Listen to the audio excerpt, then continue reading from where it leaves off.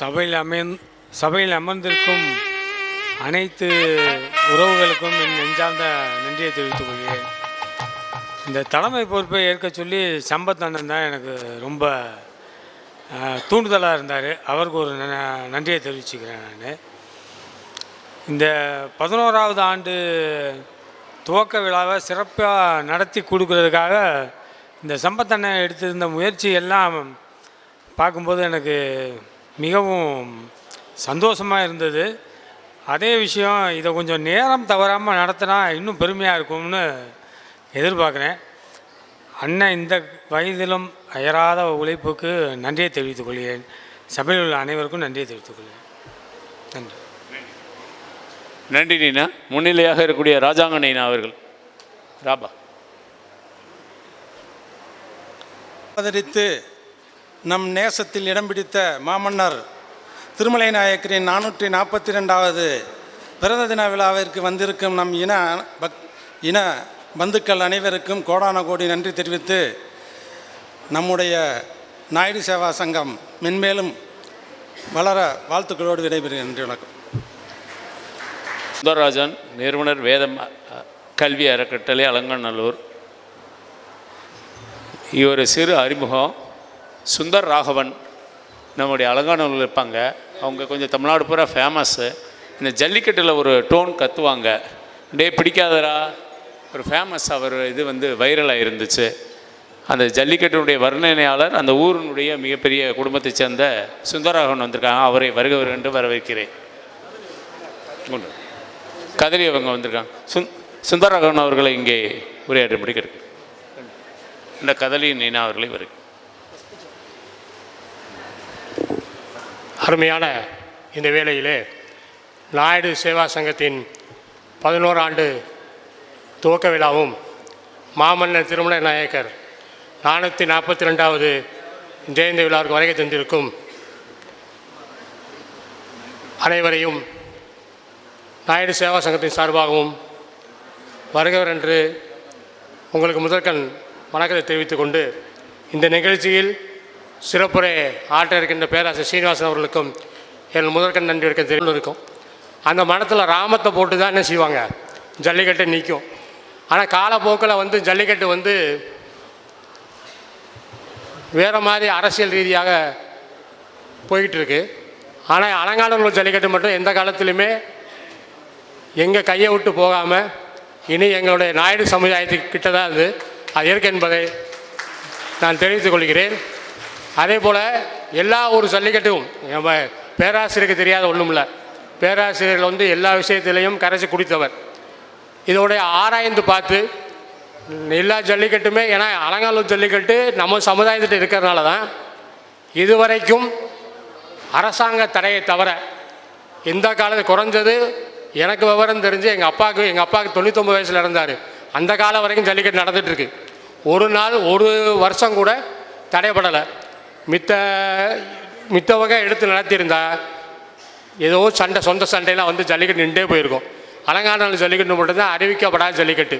அது ஃபேமஸான காரணமும் அதுதான். ஏன்னா பொங்கல் முடிஞ்சு 3ஆம் நாள் மாட்டு பொங்கல் மறாநாள் எந்த ஊர்லேருந்து அலங்காநல்லூருக்கு ஜல்லிக்கட்டு பார்க்கலாம் அப்படின்ற ஒரு சூழ்நிலை இருந்துச்சு. அதனால தான் அலங்காநல்லூர் உலக புகழ்பெற்றாயிருச்சு.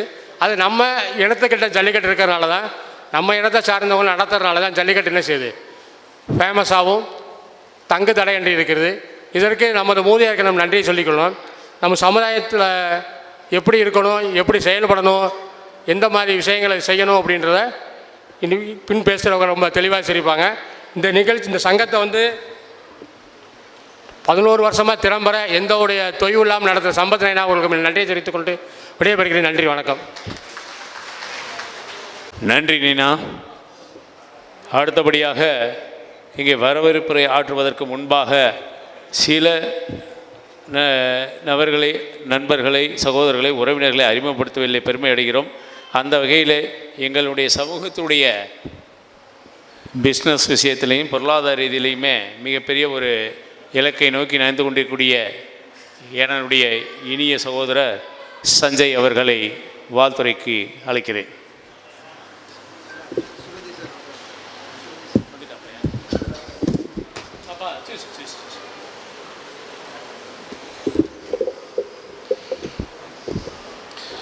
மதிப்புக்கும் மரியாதைக்குரிய இன்றைய சிறப்பு விருந்தினர் பேராசிரியர்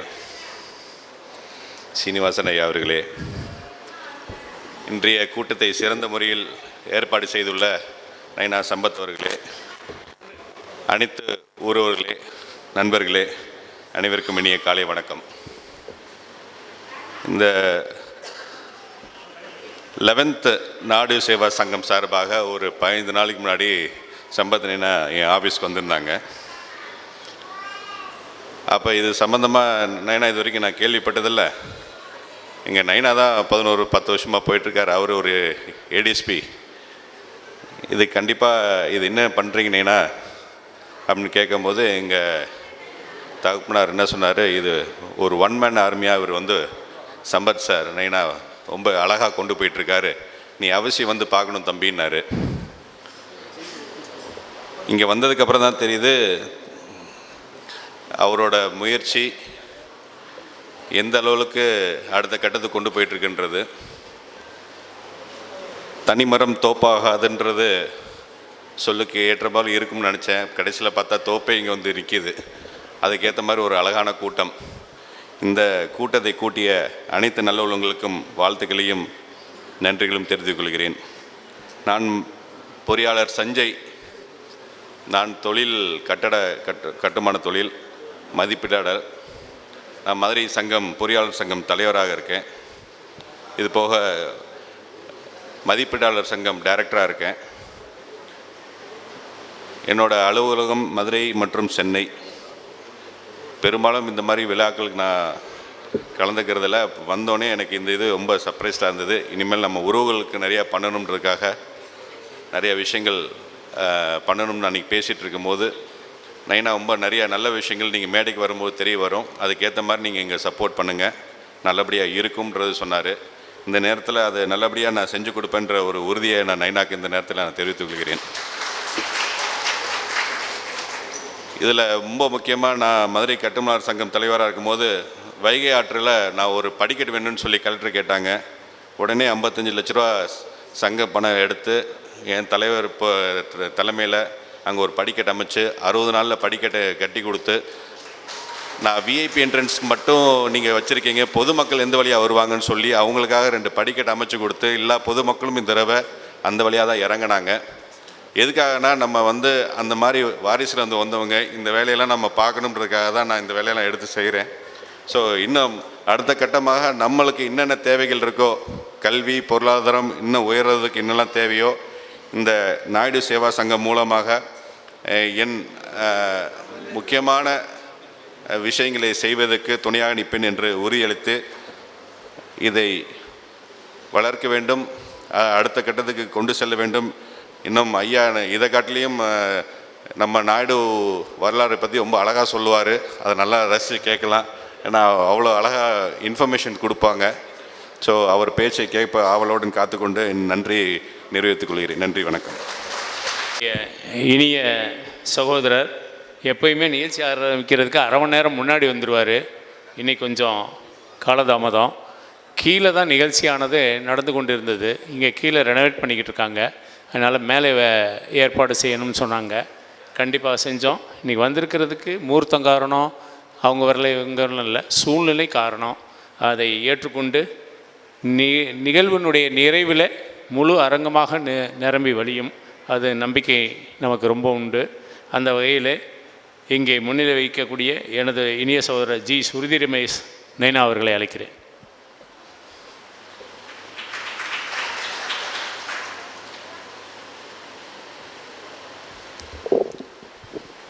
லேட்டாக வந்ததுக்கு எல்லார்கிட்டையும் மன்னிப்பு கேட்டுக்கிறேன். நான் அரை மணி நேரத்துக்கு முன்னாடியே வந்துடுவேன். சுப்ராஜ் அண்ணன் வந்து சொன்னார் நிகழ்ச்சி ஆரம்பிக்கணும் 1/2 மணி நேரம் ஆகும்னு. அதுக்குள்ளே செல்லூரில் ஒரு விசேஷத்துக்கு போயிட்டு வந்துடலான்ட்டு போயிட்டு வர தாமதம் ஆகிட்டு. நாயுடு சேவா சங்கம் 11வது ஆண்டு விழா மிக சிறப்பாக நடைபெற்று கொண்டு இருக்கிறது. நைனா சம்பத் நைனாவுடைய முயற்சி 11 ஆண்டில் 100 ஆண்டாலும் தொடரும் என்று சொல்லி வாழ்த்தி விடைபெறுகிறேன். நன்றி, வணக்கம்.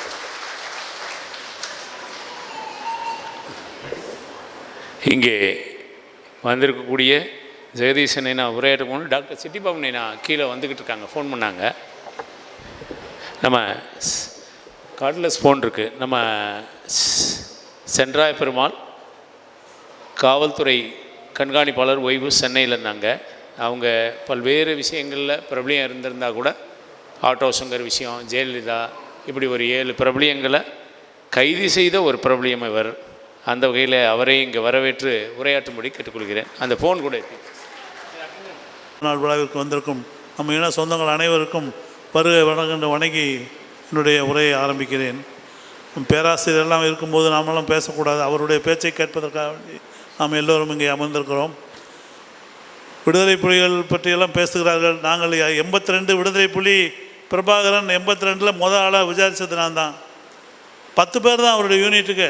விடுதலை புலிகள் பிரபாகரனுடைய யூனிட்டு 10 பேர். உமா மகேஸ்வரன், பிளாட்டு, இபிஆர்எல்எஃப், டெலோ, இப்படி பல ஆர்பனையும் சிபிசியில் இருக்கும்போது விசாரிச்சிருக்கோம். அதனால் நம்ம இங்கே இதை நாங்கள் அரசியல் நம்ம எல்லாம் இன கருத்துக்காண்டி ஒன்று கூடி இருக்கோமே ஒழிய அதை பற்றி நான் விரிவாக பேச விரும்பலை. நான் 5 வருஷம் தொடர்பில் இருந்திருக்கேன். அவர் எனக்கு தகவல் கொடுத்துருக்கிறாரு. இன்னும் எவ்வளோ வந்திருக்காரு, 1 நாள் 2 நாள் போகலை. 5 வருஷத்துக்கு மேலே தொடர்பில் இருந்திருக்கேன். சாஸ்திரினரில் அவங்க ஆஃபீஸ் மெட்ராஸ் இருந்தது. எத்தனையோ யாராருக்கு பாம்பு வச்சாங்கன்றலாம் எனக்கு தெரியும். பல வாரங்கள் நாங்கள் விசாரிச்சிருக்கோம், எவ்வளோ கேஸுகள் பண்ணியிருக்கோம். நாங்கள்லாம் வெளியே வாயை திறக்கிறதில்ல, நான் பேசுகிறதில்ல. ஏன்னா நாங்கள் ஒரு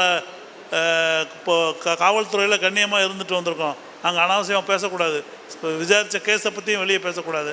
இருந்தாலும் நம்முடைய நாயனா 11 ஆண்டுகளை கூப்பிட்டுக்கிட்டு இருக்காரு. 11 ஆண்டுகளை நம்மளுக்கு மரியாதை பண்ணுறாரு. நாங்கள் எல்லாரோடையும் கலந்து பண்ணுறோம். நம்ம சங்கத்துக்கு என்ன முன்னேற்றத்துக்கு ஏதாவது செய்யணும்னா நாங்கள் செய்வதற்கு ரெடியாக இருக்கிறோம். நன்றி கூறி விடைபெறுகிறேன். வணக்கம். எம் ஜெகதீசன் அவர்கள் வரவேற்புரையாற்ற தாளாளர் பராசக்தி கல்வி குழுமம் எஸ் கோட்டைப்பட்டி அவர்களை வரவேற்புரையாற்ற அழைக்கிறேன்.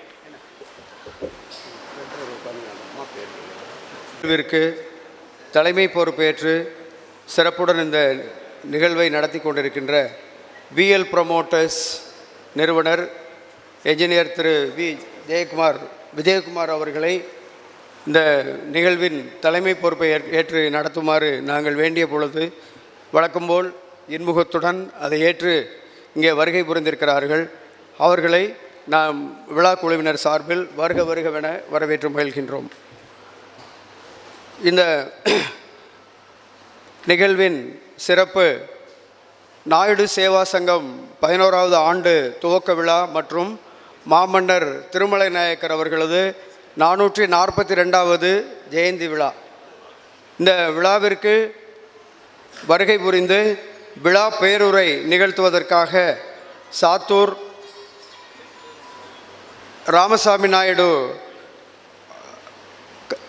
கலைக்கல்லூரி தமிழ் உதவி பேராசிரியர் டாக்டர் மு கவிதா அவர்கள் இங்கே சிறப்புரை நிகழ்த்த வருகை புரிந்திருக்கிறார்கள். அவர்களை விழா குழுவினர் சார்பில் வருகவென வரவேற்று மகிழ்கின்றோம். நம்முடைய நாயுடு சேவா சங்கம் அதனுடைய நோக்கம் நம்முடைய உறவினர் பெருமக்களை ஒருங்கிணைத்து இங்கே வருஷத்திற்கு குறைந்தது ஒரு 3-4 முறையாவது இந்த நிகழ்ச்சிகளை மன்னர் ஜெயந்தி விழா, அதே போல் யுகாதி விழா, வாழ்நாள் சாதனையாளர் விருது வழங்கும் விழா மற்றும் முக்கியமான நேரங்களிலே இந்த மாதிரியான நிகழ்வுகளை நடத்தி நம் மக்களை ஒருங்கிணைக்கின்ற ஒரு நல்ல ஒரு காரியத்தை மிகச்சிறப்பாக செய்து வருகின்ற இந்த சேவா சங்கத்தின் நிறுவனர் சம்பத் நைனா அவர்களை இந்த நேரத்தில் நிச்சயமாக நாம் அனைவரும் நம்முடைய கரவொலி எழுப்பி அவர்களுக்கு உற்சாகம் வழங்கி அவர்களை நாம் எல்லாம் வல்ல இறைவன் அருளாலே நீடூழி வாழ வேண்டும் என்று நாம் வாழ்த்த கடமைப்பட்டிருக்கின்றோம். எந்த ஒரு செயலாக இருந்தாலும் நல்ல செயல்களுக்கு அங்கே ஒரு தூண்டுகோல் ஒன்று தேவை. எரிகின்ற அகல் விளக்காக இருந்தாலும் அங்கே தூண்டுகோல் ஒன்று தேவை என்பது போல நல்ல காரியங்களை செயல்படுத்துவதற்கு ஒரு அவர்தான் இங்கே சப்தமில்லாமல் மிக எளிமையாக நம்மளுடைய எல்லோர் இல்லங்களிலும் வந்து நம்மை இந்த விழாவிற்கு வரவழைத்து எல்லோரும் இங்கே நிறைவாக இந்த அரங்கம் கூட வேண்டும் என்று அவர் ஆதங்கப்பட்டு கொண்டு இருப்பார் எப்பொழுதுமே. அந்த அன்பிற்காக நாம் நிச்சயமாக கடமைப்பட்டிருக்கின்றோம். அந்த அன்பு உள்ளம் அவர் ஒரு மாமனிதர் என்று தான் சொல்ல வேண்டும். இந்த நிகழ்விற்கு நம்முடைய நாயுடு சேவா சங்கம் நடத்துகின்ற எந்த நிகழ்ச்சியாக இருந்தாலும் பல்வேறு வேலைகளுக்கிடையேயும் கடந்த 11 ஆண்டுகளாக தன்னுடைய ஒரு தாய் வீடு போன்று நினைத்து கொண்டு இங்கே வருகை புரிவார்கள். நல்ல சிந்தனையை நம்முடைய மக்களுக்கு செயல்படுத்துவதற்கு ஒரு கருவியாக தூண்டுகோலாக விளங்கி வருபவர் நம்முடைய அன்பிற்குரிய மரியாதைக்குரிய பேராசிரியர் சீனிவாசன் ஜி அவர்கள் இங்கே வருகை புரிந்து நம்மை சிறப்பித்து கொண்டிருக்கிறார்கள். ஒரு நல்ல சிந்தனையாளர், செயல்வேகம் உடையவர், நல்ல மனிதர். முதலாவதாக அவர் ஒரு நல்ல ஹியூமன் பீயிங், நமக்கு ஒரு எடுத்துக்காட்டாகவும் நம்முடைய சமுதாயத்திற்கெல்லாம் பெருமை சேர்க்கின்ற வகையிலும் அகில இந்திய அளவில் ஒரு நல்ல உழைப்பாளியாக, தலைவனாக விளங்கி வருபவர். இங்கே வருகை புரிந்தது நிச்சயமாக நமக்கு பெருமை அளிக்கக்கூடிய ஒரு விஷயமாகும்.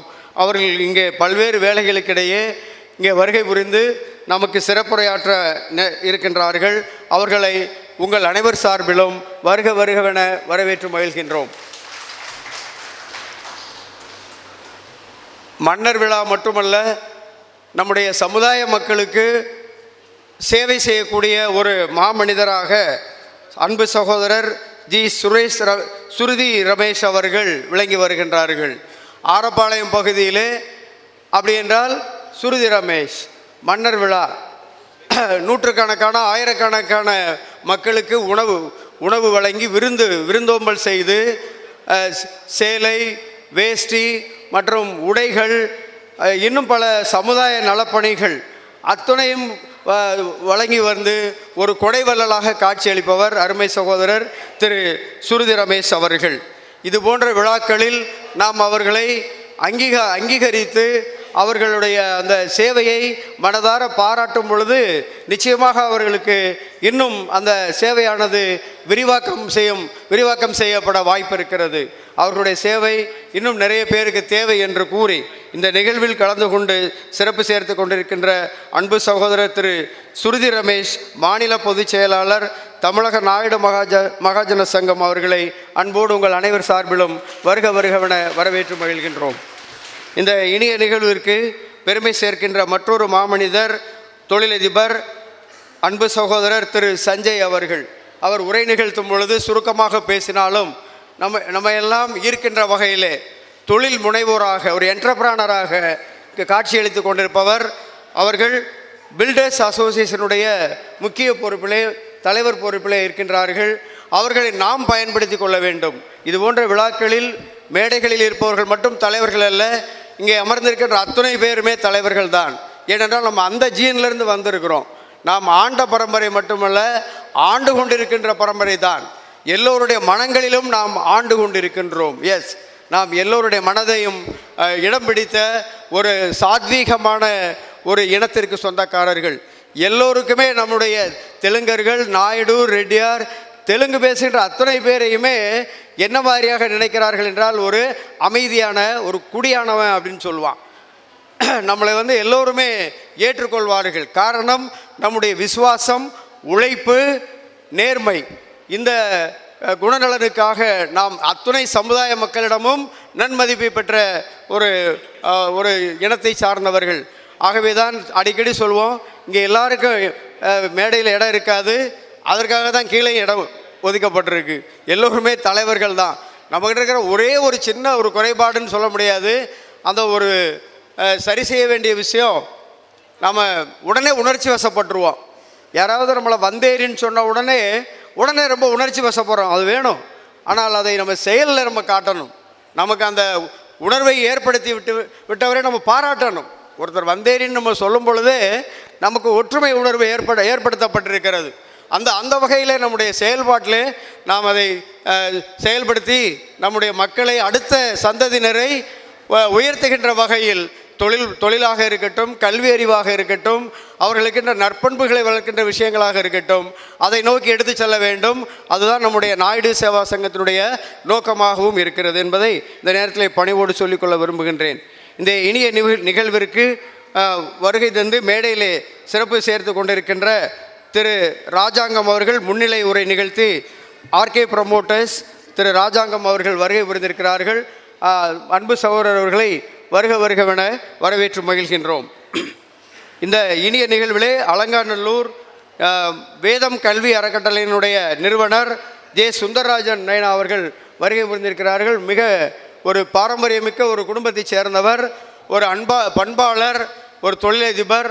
அவர்களை இங்கே வருகை புரிந்தமைக்காக வருக வருகவென உங்கள் அனைவர் சார்பிலும் வரவேற்று மகிழ்கின்றோம்.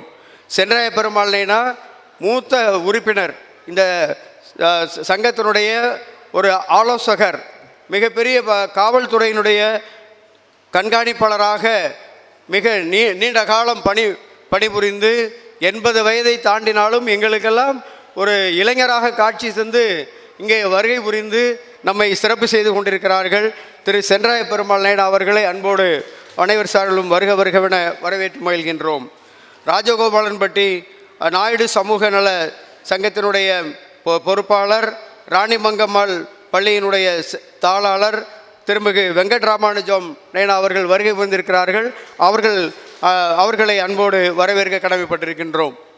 பல பொறுப்புகளில் இருந்தாலும் பேராசிரியராக மதுரை காமராஜர் பல்கலைக்கழகத்தில் பணிபுரிந்து பாரதிய ஜனதா கட்சியினுடைய ஒரு உயரிய பொறுப்பில் வீற்றிருக்கின்ற அன்பு சகோதரர், எளிமையின் உருவம் திருமிகு ஏ கதலி நரசிங்க பெருமாள் பேராசிரியர் அவர்களை இந்த நிகழ்விற்கு வருகை புரிந்து சிறப்பு செய்தமைக்காக வருக வருகவென உங்கள் அனைவர் சார்பிலும் வரவேற்று மகிழ்கின்றோம்.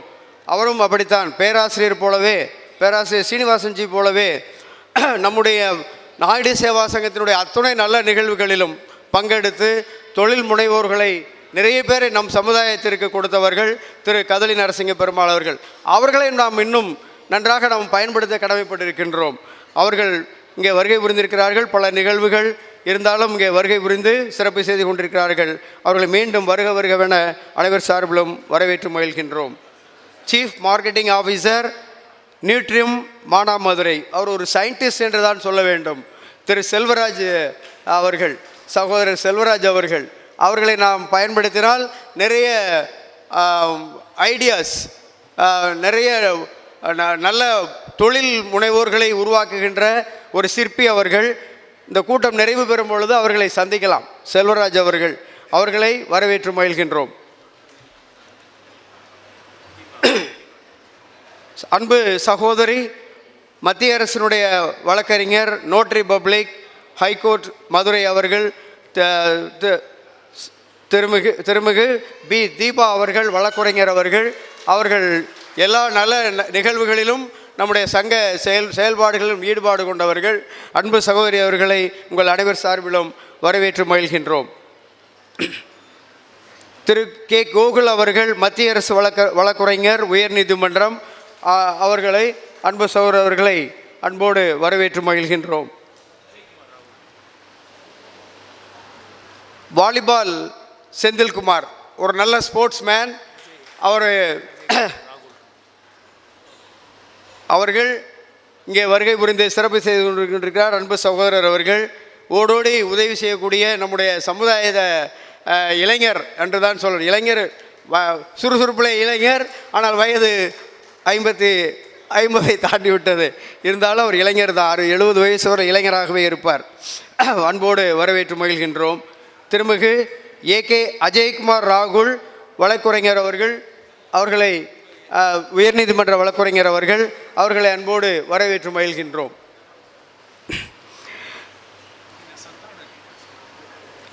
PRVS பொம்மை கம்பெனி உரிமையாளர் அன்பு சகோதரர் பி ரவிச்சந்திரன் அவர்களை அன்போடு வரவேற்று மகிழ்கின்றோம். என்ஜினியர் எம் ராமகிருஷ்ணன் அவர்கள் தலைவர், கூடல் நகர் நாயுடு நாயக்கர் மகாஜன சங்கம், அவர்களை அன்போடு வரவேற்று மகிழ்கின்றோம். அவங்க கண்டி மன்னர் அவர்களுடைய குடும்பத்தை சார்ந்தவர்கள், திரு என்ஜினியர் ராமகிருஷ்ணன் அவர்கள். அதே போல் இலங்கை கண்டி மன்னர் ஸ்ரீ விக்ரமராஜசிம்மன் வாரிசு மதுரையிலே குடியிருக்கக்கூடிய அன்பு சகோதரர் திரு வி அசோக்ராஜா அவர்கள் இங்கே வருகை புரிந்திருக்கிறார்கள். அவர்களை அன்போடு வரவேற்று மகிழ்கின்றோம். Notary public Madras high court bench Madurai Thiru G Manoharan சகோதரர் அவர்கள், மனோகரன் அவர்கள் அட்வொகேட், அவர்களை அன்போடு வரவேற்று மகிழ்கின்றோம். திரு வி மணவாளன் அவர்கள் யோகா தெரபிஸ்ட், எல்லா நிகழ்வுகளிலும் ஆர்வத்தோடு பங்கெடுப்பவர்கள், அவர்களை அன்போடு வரவேற்று மகிழ்கின்றோம். இங்கே வருகை புரிந்திருக்கின்ற அத்துணை தலைவர் பெருமக்களையும் அன்பு சகோதரிகளையும் தாய்மார்களையும் பெரியோர்களையும் வணங்கி எல்லாவற்றிற்கும் மேலாக இங்கே உங்களை அன்போடு இங்கே வரவேற்று இந்த நிகழ்வில் கலந்து கொண்டு இன்றைக்கி நல்ல முகூர்த்த நாள், நிறைய உங்களுக்கு அட்டன் பண்ணிட்டு வந்திருப்பீங்க, பாதி இடையில விட்டுட்டு வந்திருப்பீங்க, இனிமேல் அட்டன் பண்ணலான்னு நினச்சிட்டு இருப்பீங்க. அந்த இனி நிகழ்வு நயனாட்ட ஒரு சின்ன ரிக்வெஸ்ட், முகூர்த்த நாள் இல்லாத நாளில் நிகழ்வை நடத்தினா 11 மணினா 11 மணிக்கு எல்லோரும் வந்துடுவாங்க. அதனால தான் கொஞ்சம் சற்று தாமதம். நிச்சயமாக அது பரிசீலிக்கப்படும். இந்த நிகழ்விலே பங்கெடுத்து அடுத்த சந்ததியினருக்கு, நம்முடைய அடுத்த ஜென்ரேஷனுக்கு நல்ல விஷயங்களை இங்கேருந்து எடுத்து சென்று நம்முடைய ஒற்றுமையை காட்டுகின்ற இந்த நிகழ்வுகளிலே இன்னும் ஒவ்வொரு சந்தர்ப்பங்களிலும் பல நிகழ்வுகள் இருக்கும். அந்த நிகழ்வுகளிலே நாம் சப்தமில்லாமல் சதமடிக்க வேண்டும், வெற்றி பெற வேண்டும், எல்லாம் உள்ள இறைவன் அருள் கிடைக்கும். இங்கே வருகை புரிந்த அத்துணை பேரையும் மீண்டும் வருக வருகவென வரவேற்று நிறைவு செய்கின்றேன். நன்றி, வணக்கம். அதலி நரசிங்க பெருமாள் அவர்கள் இங்கே நம்மிடம் வந்திருக்கின்றார். நம்மளுக்கு பெரிய பொக்கிஷம் பேராசிரியர் சீனிவாசன் அவர்களும் இங்கே இருக்கின்றார்கள். அதனால் கதலி நரசிங்க பெருமாள் அவர்கள் இங்கே உரையாற்றுவார். அவரை வருக என்று வரவேற்கிறேன். மாமன்னர் திருமலை நாயக்கர் அவர்களுடைய 442வது ஜெயந்தி விழா மற்றும் நாமெல்லாம் ஒரு குடும்பமாக ஒத்த சிந்தனையோடு சமுதாய வளர்ச்சிக்கு பல்வேறு வகையிலே பயன்படும் வகையிலே நம்மளை இணைக்கின்ற ஒரு சக்தியாக இருக்கின்ற நம்முடைய நாயுடு சேவா சங்கத்தினுடைய 11வது ஆண்டு விழா நிகழ்ச்சியிலே தலைமை தாங்கி கொண்டிருக்கின்ற நம்முடைய திருமிகு வி விஜயகுமார் அவர்கள், விஎல் ப்ரமோட்டர்ஸ் அவர்களுக்கும், இந்த நிகழ்ச்சியிலே முன்னிலை வைக்கின்ற அனைத்து பெரியோர்களுக்கும், இந்த நிகழ்ச்சியிலே சிறப்பு விருந்தினராக கலந்து கொண்டிருக்கின்ற அனைத்து பெரியோர்களுக்கும், இந்த நிகழ்ச்சியிலே நமக்கெல்லாம் சிறப்புரை வழங்க வந்திருக்கின்ற நம்முடைய பாரதிய ஜனதா கட்சியினுடைய மாநில பொதுச் செயலாளர், நம்முடைய அத்துணை நிகழ்ச்சிகளிலுமே கலந்து கொண்டு நமக்கு நல்ல கருத்துக்களை தொடர்ச்சியாக நமக்கு உற்சாகம் தரும் வகையிலே சிறப்புரை வழங்கி வருகின்ற நம்முடைய பேராசிரியர் ராம சீனிவாசன் அவர்களுக்கும், இந்த நிகழ்ச்சியிலே நமக்கெல்லாம் சிறப்புரை வழங்க வந்திருக்கின்ற நம்முடைய சாத்தூர் கல்லூரியினுடைய பேராசிரியை அவர்களுக்கும், சகோதரி டாக்டர் மு கவிதா அவர்களுக்கும் மற்றும் இந்த நிகழ்ச்சியில் கலந்து கொள்ள வந்திருக்க அனைவருக்கும் என்னுடைய முதற்கண் பணிவான வணக்கத்தையும் வாழ்த்துக்களையும் தெரிவித்துக் கொள்கின்றேன். எங்களுடைய பேராசிரியர் எந்த நிகழ்ச்சியில் வந்தாலும் என்னுடைய வேலை ரொம்ப குறைவு. ஏன்னா அவருடைய உரையை உங்களோடு சேர்ந்து கேட்கணுன்ற ஆசை தான் எனக்கும் எப்போதுமே இருக்கும். அதனால் வாழ்த்துறை சொல்வதற்கு மட்டும்தான் வந்திருக்கிறோம். மற்ற விஷயங்கள் எல்லாமே நம்முடைய பேராசிரியர் நமக்கு நிறைய விஷயங்களை சொல்லுவாங்க. அவருடைய உரையை நம்ம அனைவருமே இணைந்து கேட்போம். எனக்கு இன்னொரு நிகழ்ச்சி இன்னைக்கு இருக்குது. என்னுடைய தாய் இயக்கமான ஏபிவிபி அகில பாரதிய வித்யார்த்தி பரிஷத், நம்ம நாட்டினுடைய முதன்மையான மாணவர் இயக்கம். அந்த இயக்கத்தினுடைய 3 நாள் மாநில மாநாடு சௌராஷ்டிரா கல்லூரி வளாகத்தில் நடந்துட்டுருக்கு. இப்போ 1 மணிக்கு நிறைவாக போகுது. என்னை போன்ற பழைய மூத்த ஊழியர்களுடைய சந்திப்பு நிகழ்ச்சியும் இப்போ நடந்துட்டுருக்கு. அந்த நிகழ்ச்சியில் நானும் கலந்து கொள்ள வேண்டி இருப்பதனால இந்த நிகழ்விலிருந்து நானும் விடைபெறப் போகிறேன். உங்கள் அத்தனை பேருக்கும் மீண்டும் ஒரு முறை என்னுடைய வாழ்த்துக்களையும் வணக்கத்தையும் தெரிவித்து விடைபெறுகின்றேன். நன்றி, வணக்கம். உரையாற்றுவதற்கு முன்பாக இங்கே வந்திருக்கக்கூடிய உங்களுக்கு மரியாதை செலுத்தப்படுகிறது. மதிப்புக்குரிய பேராசிரியர், இந்த இயக்கத்தினுடைய நாயுடு சேவா சங்கத்தினுடைய அமைப்பை ஆரம்பிக்கக்கூடிய நேரத்திலே எனக்கு நல்ல ஆலோசனைகளையும் வழிகாட்டுதலையும் தந்து இந்த நிறுவனத்தை நடத்துவதிலே நீண்ட காலமாக என்னோடக்கு அறிவுரையும் வழிகாட்டியாக இருந்த சீனிவாசன்ஜி அவர்கள் இங்கே வந்திருக்கக்கூடிய முக்கியஸ்தர்களுக்கு சால்வை அணிவித்து கௌரவிப்பார்கள். எத்தியன்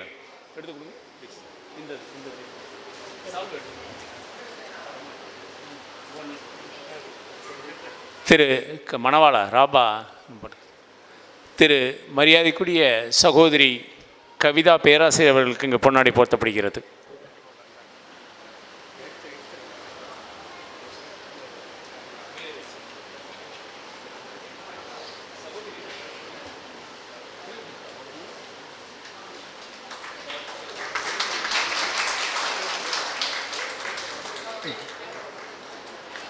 அடுத்தபடியாக விஜயகுமார் நைனா அவர்களுக்கு இங்கே நைனா பொன்னாடை போர்த்துகிறார்.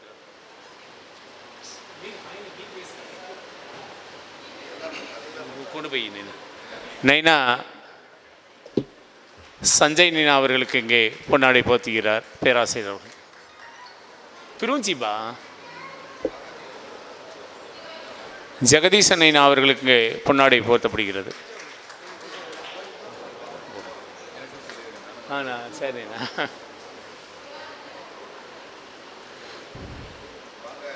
ஜெகதீசன் நைனா மரியாதைக்குரிய சகோதரர் கதலி நரசிங்க பெருமாள் அவர்களுக்கு பேராசிரியர் சீனிவாசன் அவர்கள் இங்கே சால்வை அணிவிக்கின்றார்.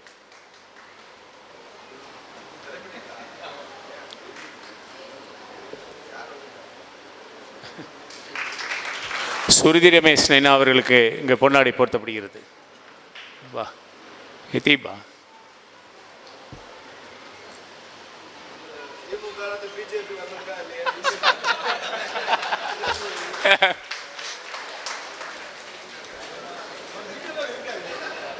வெங்கட ராமானுஜானின் அவர்களுக்கு இங்கே சால்வை அணிவிக்கப்படுகிறது.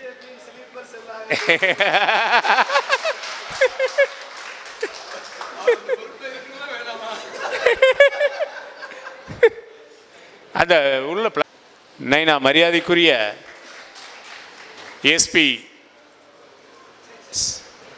சென்றாய பெருமாள் நைனா சென்றாய பெருமாள் நைனா அவர்கள்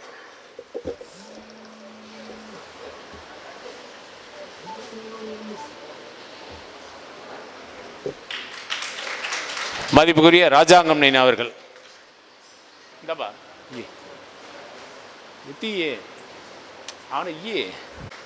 கோகுல் அட்வொகேட் அவர்கள் உயர்நீதிமன்றம்.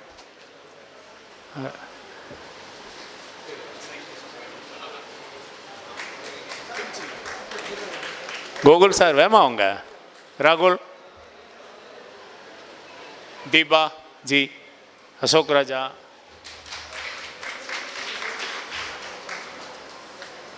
மரியாதைக்குரிய சுந்தரராஜன் அவர்கள் ஜல்லிக்கட்டு தலைவர்,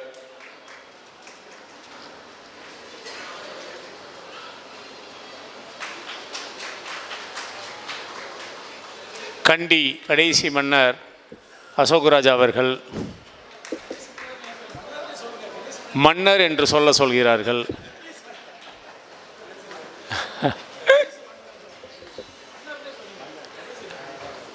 அடுத்தபடியாக ராமகிருஷ்ணன் பொம்மை ரவி அவர்கள் மனோகரன் அவர்கள் மீர் முனுப்புண்டா ப்ளீஸ் சுந்தரராகவன் அவர்கள்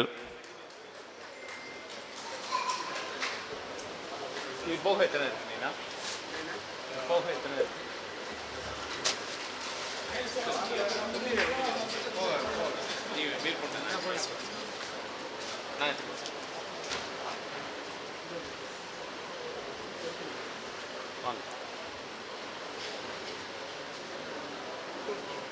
வேகமாக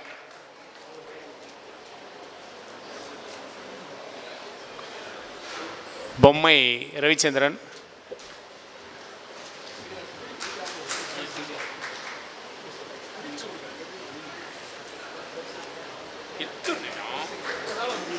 எத்தால்ஸ்தானே நோர்னு மரியாதைக்குரிய இனிய சகோதரர்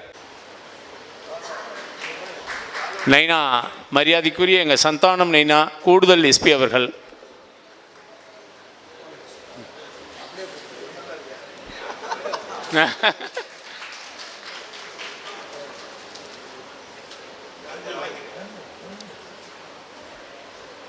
ದೀಪಾಗೆ ಉಚ್ಚನ ದೀಪ ದೀಪ ರಾಳ್ನೇ ಇರಲ್ಲ ಬೇಸಾಯನಾ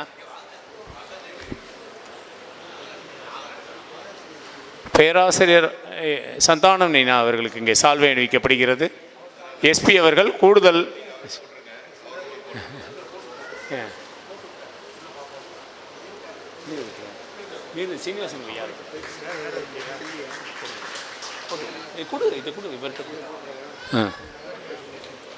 சீனிவாசன்ஜி அவர்களுக்கு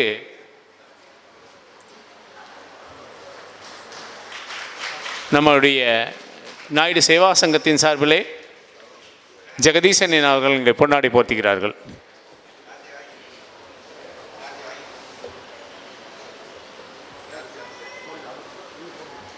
மணவாளன்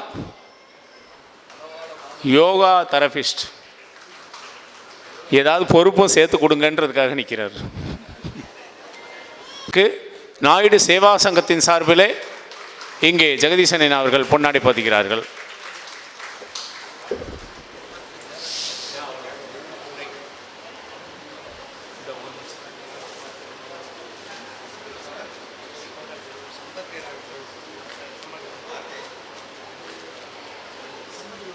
ஆரம்ப காலத்திலிருந்து வழிகாட்டி கொண்டிருக்கக்கூடிய எங்களுடைய பேராசிரியர் சீனிவாசன்ஜி அவர்களை வருக வரவேற்று இங்கே உரையாற்ற அழைக்கிறேன். தற்போது நாயுடு சேவா சங்கத்தின் நிறுவனர் சம்பத் நைனா அவர்களுக்கு பேராசிரியர் சீனிவாசன் அவர்கள் மரியாதை.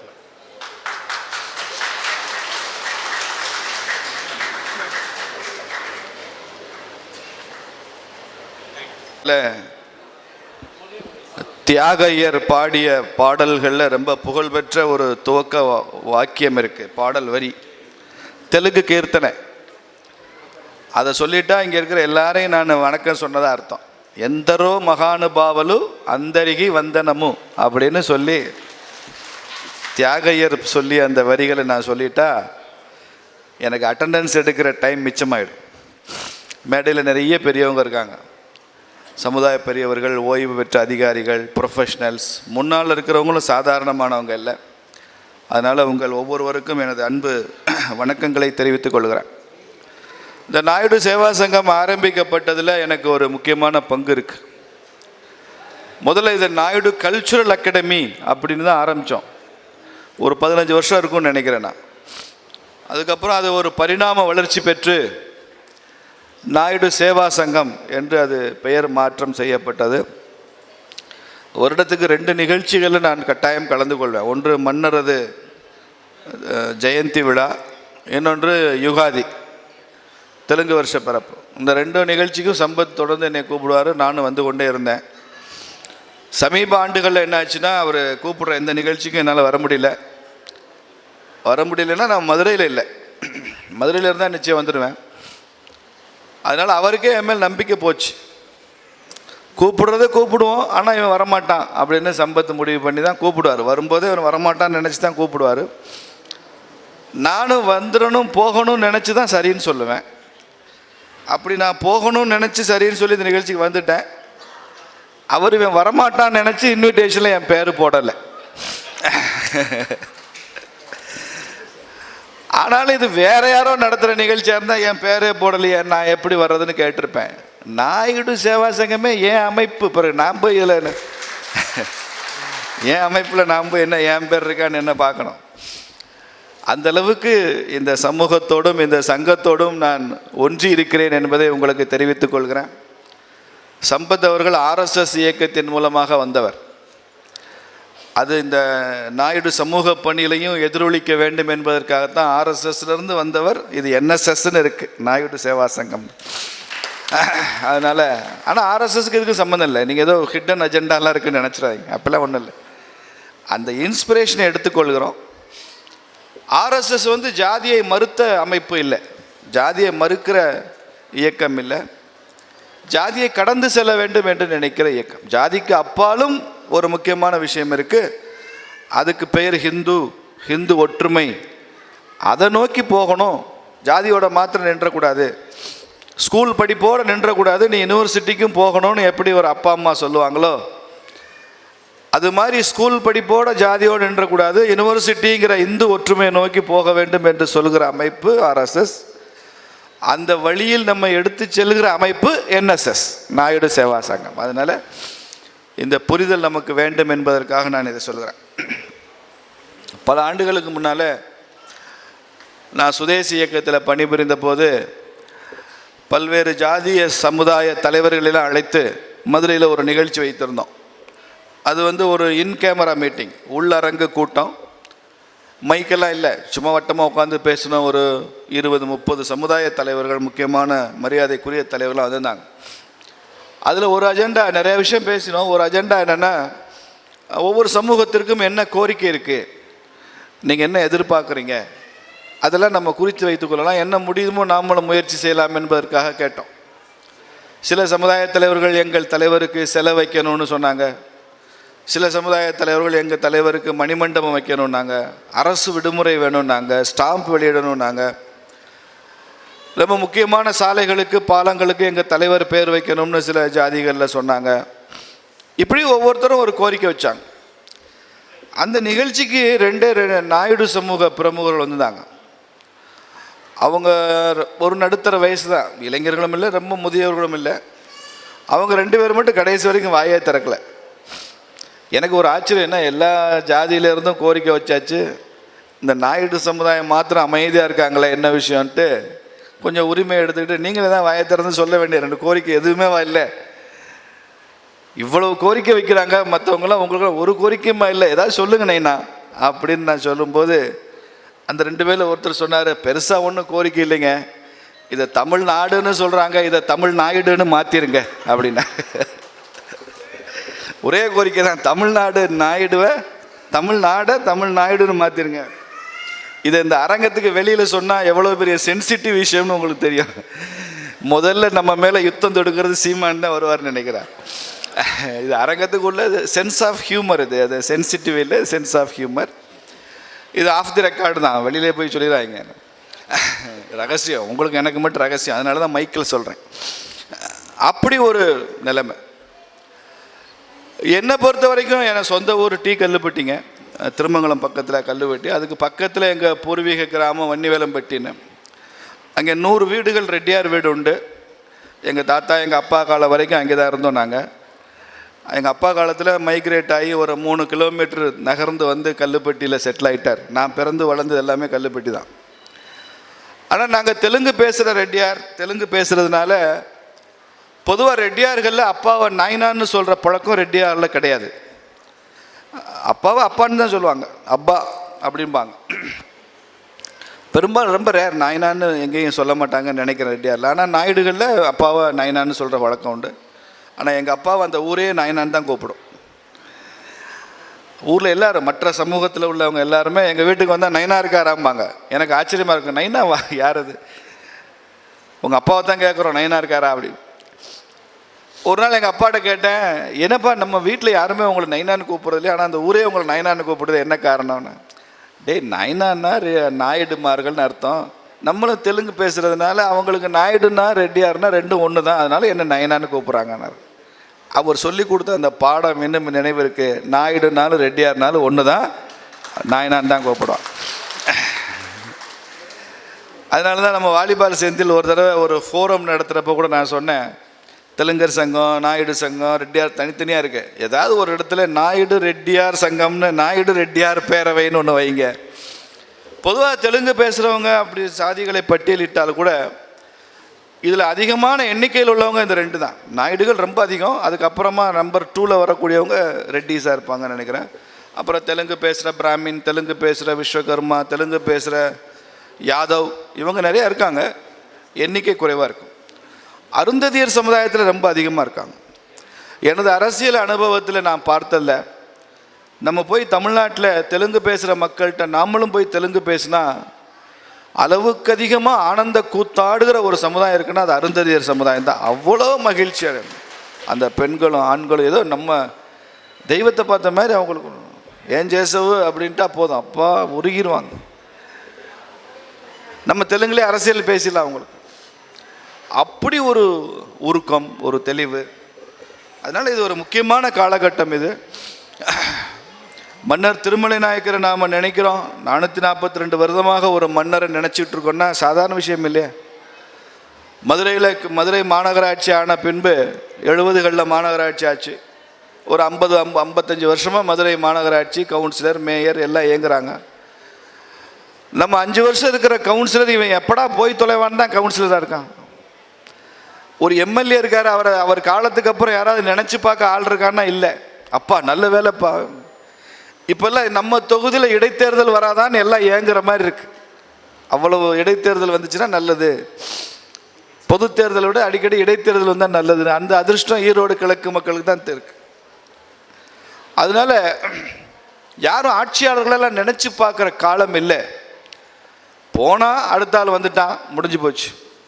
ஒரு அமைச்சர் போனார், இன்னொரு அமைச்சர் வந்தார், அவரும் அப்படித்தான் இவரும் அப்படிதான், முடிஞ்சு ஆயினன்னு அட்டதா ஈனன்னு அட்டதா, ஜோலி முடிஞ்ச. ஆனாலும் யோசிச்சு பாருங்க, 442 வருடமாக ஒருத்தரை கொண்டாடுகிறோம்னா திருமலை நாயக்கர்கிட்ட என்னமோ ஸ்பெஷல் இருக்கு. ஒரு சமூகம் மறக்காம 442 இயர்ஸ். இதில் இப்போ தமிழ்நாடு அரசாங்கம் வேலை சேர்ந்துருக்கு. நாங்களும் அந்த நினைவுகளை கொண்டாடுகிறோம்னு அரசு விழாவை அறிவித்து அவங்களும் கொண்டாடுறாங்க. அப்படி என்ன பண்ணிட்டாங்க? அப்படி என்ன பண்ணிட்டாங்க நாயக்க மன்னர்கள்னு கேட்டால் நாம் திரும்ப கேட்க வேண்டிய கேள்வி, அவங்க என்ன செய்யலை? அப்படி என்ன செய்யலை? எதை விட்டு வச்சாங்க? அவங்க இந்த தமிழ்நாட்டில் எதை விட்டு வச்சிருக்கிறாங்க நாயக்க மன்னர்கள்? எல்லாமே செய்தவர்கள் நாயக்கர்கள். மதுரை நாயக்கர்கள் மாத்திரம் 207 இயர்ஸ், 207 ஆண்டுகள் ஆட்சி புரிஞ்சாங்க மதுரை நாயக்கர். தஞ்சை நாயக்கர்கள் தனி, செஞ்சி நாயக்கர்கள் தனி. இன்னைக்கும் போங்க, வேலூர் போனீங்கன்னா வேலூர் கோட்டை பிரம்மாண்டமாக இருக்கு. பக்கத்தில் ஜலகண்டேஸ்வரர் கோவில்லாம் இருக்கும். அந்த வேலூர் கோட்டை அவ்வளோ பிரம்மாண்டம், ரொம்ப பிரம்மாண்டமாக இருக்கும் ஈவன் டுடே. அதெல்லாம் அந்த கட்டப்பட்ட காலத்தில் இன்னும் எவ்வளவு பிரமிக்கத்தக்க மாதிரி இருந்திருக்குன்னு யோசிச்சு பாருங்க. அது நாயக்கர்கள் ஆட்சியில் கட்டப்பட்ட கோட்டை வேலூர் கோட்டை. திண்டுக்கல் போனீங்கன்னா மலை மேலே கோட்டை இருக்கு, திப்பு சுல்தான் கோட்டைமா. திப்பு சுல்தான் கட்டலடா, திப்பு சுல்தான் அங்கே வந்து ஒளிஞ்சிருந்தான். திப்பு சுல்தான் பயந்து போய் திண்டுக்கல் மலைக்கோட்டையில் ஒளிஞ்சிருந்தான். அதை கட்டுனவன் நாயக்க மன்னன், திண்டுக்கல் மலைக்கோட்டை. உங்களுக்கு மதுரையே கோட்டை நகரம், பல பேருக்கு அது தெரியாது. இங்கே மதுரையை கோட்டை நகரமாக மாற்றியவன் விஸ்வநாத நாயக்கன், முதல் நாயக்க மன்னர்களுடைய முதல் மன்னர் விஸ்வநாத நாயக்கர். அவர் தான் இதை கோட்டை கட்டினார். மதுரையே கோட்டை நகரம் தான். இப்போயும் போனீங்கன்னா அந்த கட்டபொம்மன் சில பக்கத்தில் கொஞ்சம் மிச்சம் வச்சுருப்பாங்க. மதுரையினுடைய எக்ஸ்பான்ஷனுக்காக, விரிவாக்கத்துக்காக இந்த கோட்டை தடையாக இருக்குன்னு வெள்ளைக்காரன் காலத்தில் கோட்டையை ஒட்டுமொத்த கோட்டையை இடிச்சிட்டான். இடிச்சிட்டு தான் அதுக்கப்புறமா எக்ஸ்டெண்ட் ஆச்சு. மதுரையே கோட்டை நகரம் தான். இப்படி தமிழ்நாட்டினுடைய கோட்டைகள், கோவில்கள், ஆட்சி, ரோடு, குளங்கள், ஏரிகள் எல்லாமே நாயக்க மன்னர் காலத்தில் வந்தது. நீங்கள் உசிலம்பட்டி தாலுகா போனீங்கன்னா அந்த செல்லம்பட்டி, முதலைக்குளம், நடுமுதலைக்குளம், இப்படி பெரிய நீர்நிலைகள் பெருசாக இருக்கும். முதலைக்குளம், கண்மாயெல்லாம் ரொம்ப பெருசாக இருக்கும். நீங்கள் அந்த ரெவென்யூ ரெக்கார்டு எடுத்து பார்த்தீங்கன்னா இது நாயக்கர் காலத்தில் தோண்டப்பட்ட குளம்னு வரும். அந்த பகுதி மக்களுக்கு தண்ணீர் பாசன வசதி வேண்டும் என்பதற்காக ஒரு நாயக்க மன்னர்கள் உருவாக்கின குளம், ஏரி, குளம் எல்லாம். நாயக்க மன்னர்கள் ஏரி குளங்களை தமிழ்நாட்டில் உருவாக்கினார்கள். நமது மன்னர்கள் ஏரி குளங்களை எல்லாம் மூடி கட்டிடம் கட்டினார்கள். நீங்கள் மதுரையில் உள்ள எல்லா கட்டடமும் ஒரு குளத்தையோ கண்மாயோ மூடி கட்டப்பட்டு தான். கலெக்டரேட்லேருந்து, கோர்ட்லேருந்து, ராஜா முத்தியா மன்றத்திலேருந்து எல்லாம் குளத்தை மூடு. திருமண நாயக்கர் இருந்தார்னா ரத்த கண்ணீர் விடுவார். இன்னைக்கு நல்ல வேலை அவர் உயிரோடு இல்லை. அவர் கட்டின குளத்தையெல்லாம் பார்த்து அந்த அளவுக்கு நீர்நிலைகள், சாலைகள். ராணி மங்கம்மா காலத்தில் தான் மங்கம்மா ரஸ்தான்னே பேர்.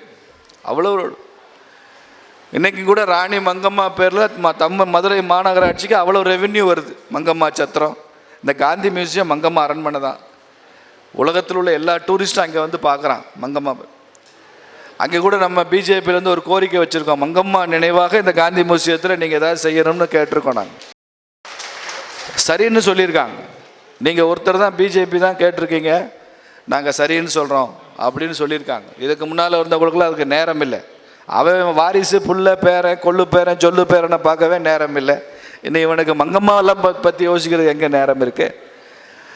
அதனால் மங்கம்மா பேரில் கூட காந்தி மியூசியத்தில் வைக்க வேண்டும் என்று சொல்லியிருக்கிறோம். இப்படி எல்லாவற்றையுமாக செய்தவர்கள். சாதாரணமான ஆட்சி இல்லை. குமார கம்பனன் ஒரு பெரிய மன்னன், இளவரசன். இந்த குமார கம்பனன் யாருன்னா விஜயநகர சாம்ராஜ்யம் நிறுவிய 2 பேர், ஹரிஹரன், புக்கர். அந்த புக்கரோட மகன் தான் குமார கம்பனன். அவன் தமிழகத்தின் மீது படையெடுத்து வருகிறான். காஞ்சிபுரத்தில் கூடாரம் அமைத்து தங்கி இருக்கிறான். மறுநாள் போர் முடிந்து அவன் திரும்பவும் ஹம்பி போகணும், விஜயநகர் போகணும், அதுதான் திட்டம். ஆனால் அன்று தூக்கத்தில் அவனுக்கு ஒரு கனவு வருகிறது. இதை பல இடங்களில் சொல்லியிருக்கிறேன், புல்லரிக்கிற கதை இது. கனவு வருகிறது. அந்த கனவில் ஒரு சின்ன பாப்பா வருது. இந்த நம்ம முன்னால் ஒரு பாப்பா இருக்காளே, இது மாதிரி ஒரு 8 வயசு 10 வயசு பாப்பா அந்த கனவுல வருது. மன்னனுடைய கனவுல, குமார கம்பனன் கனவுல, நீ நாளைக்கு உங்கள் சொந்த ஊருக்கு போகக்கூடாது, நீ காஞ்சிபுரத்திலிருந்து மதுரையை நோக்கி வரணும். மன்னன் கனவுலே கேட்குறான், இல்லை நான் ஏன் வரணும், நான் எங்கள் ஊருக்கு போகணும், எனக்கு யுத்தம் முடிஞ்சு போச்சு. இல்லை, மதுரையில் மிலேச்சர்கள் ஆட்சி இருக்குது. தெற்க பூரா ஸ்ரீரங்கத்திலேருந்து மதுரை வரைக்கும் மிலேச்சர்கள்னால் அந்நியர்கள். அந்நியர்கள்னா இந்த கல்ச்சருக்கு அந்நியர்கள், இந்த மதத்துக்கு, இந்த ஆன்மீகத்துக்கு, இந்த தர்மத்துக்கெல்லாம் அந்நியர்கள். அவங்க சொல்ல வர்றது இந்த சுல்தான்கள் ஆட்சி நடக்குது. முகல் வர்றதுக்கு முன்னால் சுல்தான் அவன் நம்ம தர்மத்தையே சிதைச்சிட்டான், நம்ம கோவில்கள்லாம் அழிச்சிட்டான். மதுரையில் மீனாட்சி கோயிலில் 36 வருஷமாக பூஜை இல்லை, கோயில் நட சாத்தியாச்சு. 36 வருஷம் கோயில் திறக்கலை. ஸ்ரீரங்கம் கோயில் 36 வருஷமாக திறக்கலை, மூடியாச்சு கோயிலே. கொரோனாவில் 1 வருஷம் கோவில் மூடினதுக்கே நம்மெல்லாம் கொதிச்சிட்டோம். 1 வருஷம் அழகர் திருவிழா வரவில்லைனாலே கொதிச்சு எழுந்தோம். 36 வருஷம் அழகர் திருவிழா இல்லை, கோவில் இல்லை. அதனால் நீ மதுரைக்கு படையெடுத்து வரணும், மதுரையை சுல்தான்களை விரட்டி விட்டு நீ மதுரையை ஆட்சி பண்ணணும்னு அந்த குழந்தை கேட்குது. அந்த பாப்பா அவன் தயங்குறான். நீ உறுதியாக வெற்றி அடைவ, நீ இந்த போர் புரிவதற்கு தான் நான் இந்த வாள் கொண்டு வந்திருக்கேன், இந்த வாள் வைத்து கொண்டு நீ போரிடு அப்படின்னு அந்த குழந்தை, மன்னனுக்கு குழந்தை கட்டளை எடுத்து பாப்பா அந்த வாள், அந்த ஸ்வாடு கொடுத்துட்டு குழந்தை மறைஞ்சிருச்சு. மன்னனும் தூக்கத்தில் விழிச்சிட்டான். நடுராத்திரியில் எல்லாரையும் கூப்பிட்டான், மந்திரிகள் தளபதிகள்லாம் கூப்பிட்டு, இந்த மாதிரி ஒரு பெரிய கனவு, ஒரு பாப்பா வந்துச்சு, நீ மதுரைக்கு வரணுங்குது, இந்த வாள் வச்சு சண்டை போடுன்னு சொல்லுது. இது என்ன கனவு, இது என்ன, ஏன் இப்படி வந்துச்சு? அப்போ கங்காதேவின்னு இந்த குமார கம்பனனுடைய மனைவி, ரொம்ப பெரிய அறிஞர், சமஸ்கிருதத்தில் ரொம்ப பெரிய அறிஞர். அந்த பொண்ணு பெண்களை படிக்க வைக்காமல் இருந்தான்னு சில ஈனப்பிறவிகள் தமிழ்நாட்டில் பேசிகிட்டு இருக்கானே, நாங்கள் வந்து தான் பொம்பளை பிள்ளைலாம் படிக்க வச்சோம்னே. கங்காதேவி அந்த காலத்தில் 1300களே மிகப்பெரிய சமஸ்கிருத ஸ்காலர். அந்த அம்மா சொல்கிறா, வந்தது மீனாட்சி கனவுல, சாட்சாத் மீனாட்சி தான் வந்திருக்கா. உங்களை மதுரைக்கு அழைக்கிறது யாரோ பாப்பா இல்லை, மீனாட்சி கூப்பிடுறா பாருங்க. ஒன்று பக்கத்தில் காமிச்சா கனவுல அந்த பாப்பா கொடுத்த வாள் அவன் பக்கத்தில் இருக்கு, நினைவில் இருக்கு.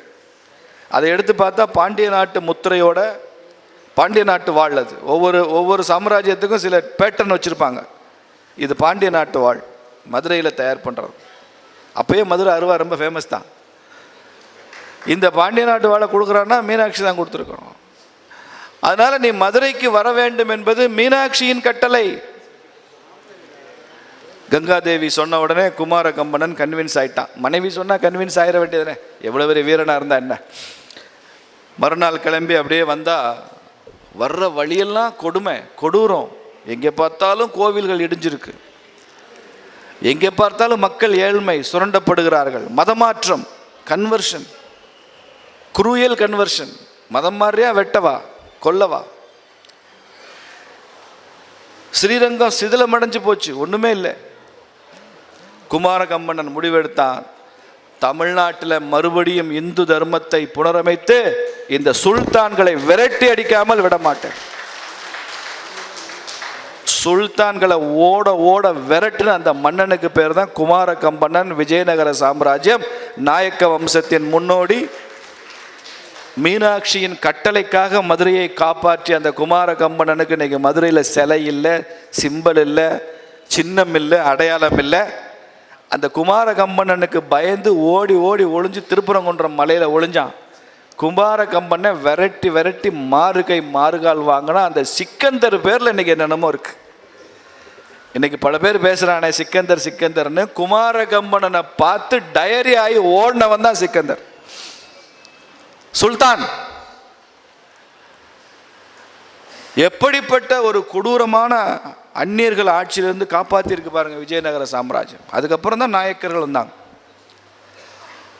அது நாயக்கர்கள் ஆட்சியில் ரொம்ப புகழோங்கிய மன்னர் திருமலை நாயக்கர். இவங்கெல்லாம் தெலுங்குன்றான். தெலுங்கு இருக்கட்டும், தமிழ்நாட்டை ஆட்சி செய்த எந்த நாயக்க மன்னருக்கு பேர் தெலுங்குல வச்சிருந்தாரு? விஸ்வநாத நாயக்கர். விஸ்வநாதன் தமிழ் பேரா தெலுங்கு பேரா? திருமலை நாயக்கர் தமிழ் பேரா தெலுங்கு பேரா? மங்கம்மா, மீனாட்சின்னு ஒரு அம்மா ஆட்சி பண்ணாங்க நாயக்க வம்சத்தில். 2 பெண்கள் ஆட்சி, ஒன்று மங்கம்மா, இன்னொரு அம்மா பேர் மீனாட்சி. மீனாட்சி தெலுங்கு பேரா தமிழ் பேரா? முத்துவடுகன் தமிழ் பேரா தெலுங்கு பேரா? தெலுங்குல பேர் கூட வச்சுக்காத மன்னர்கள், தமிழோடும் தமிழ் மண்ணோடும் தமிழ் பண்பாட்டோடும் கலந்து விட்ட மன்னர்கள் நாயக்க மன்னர்கள்.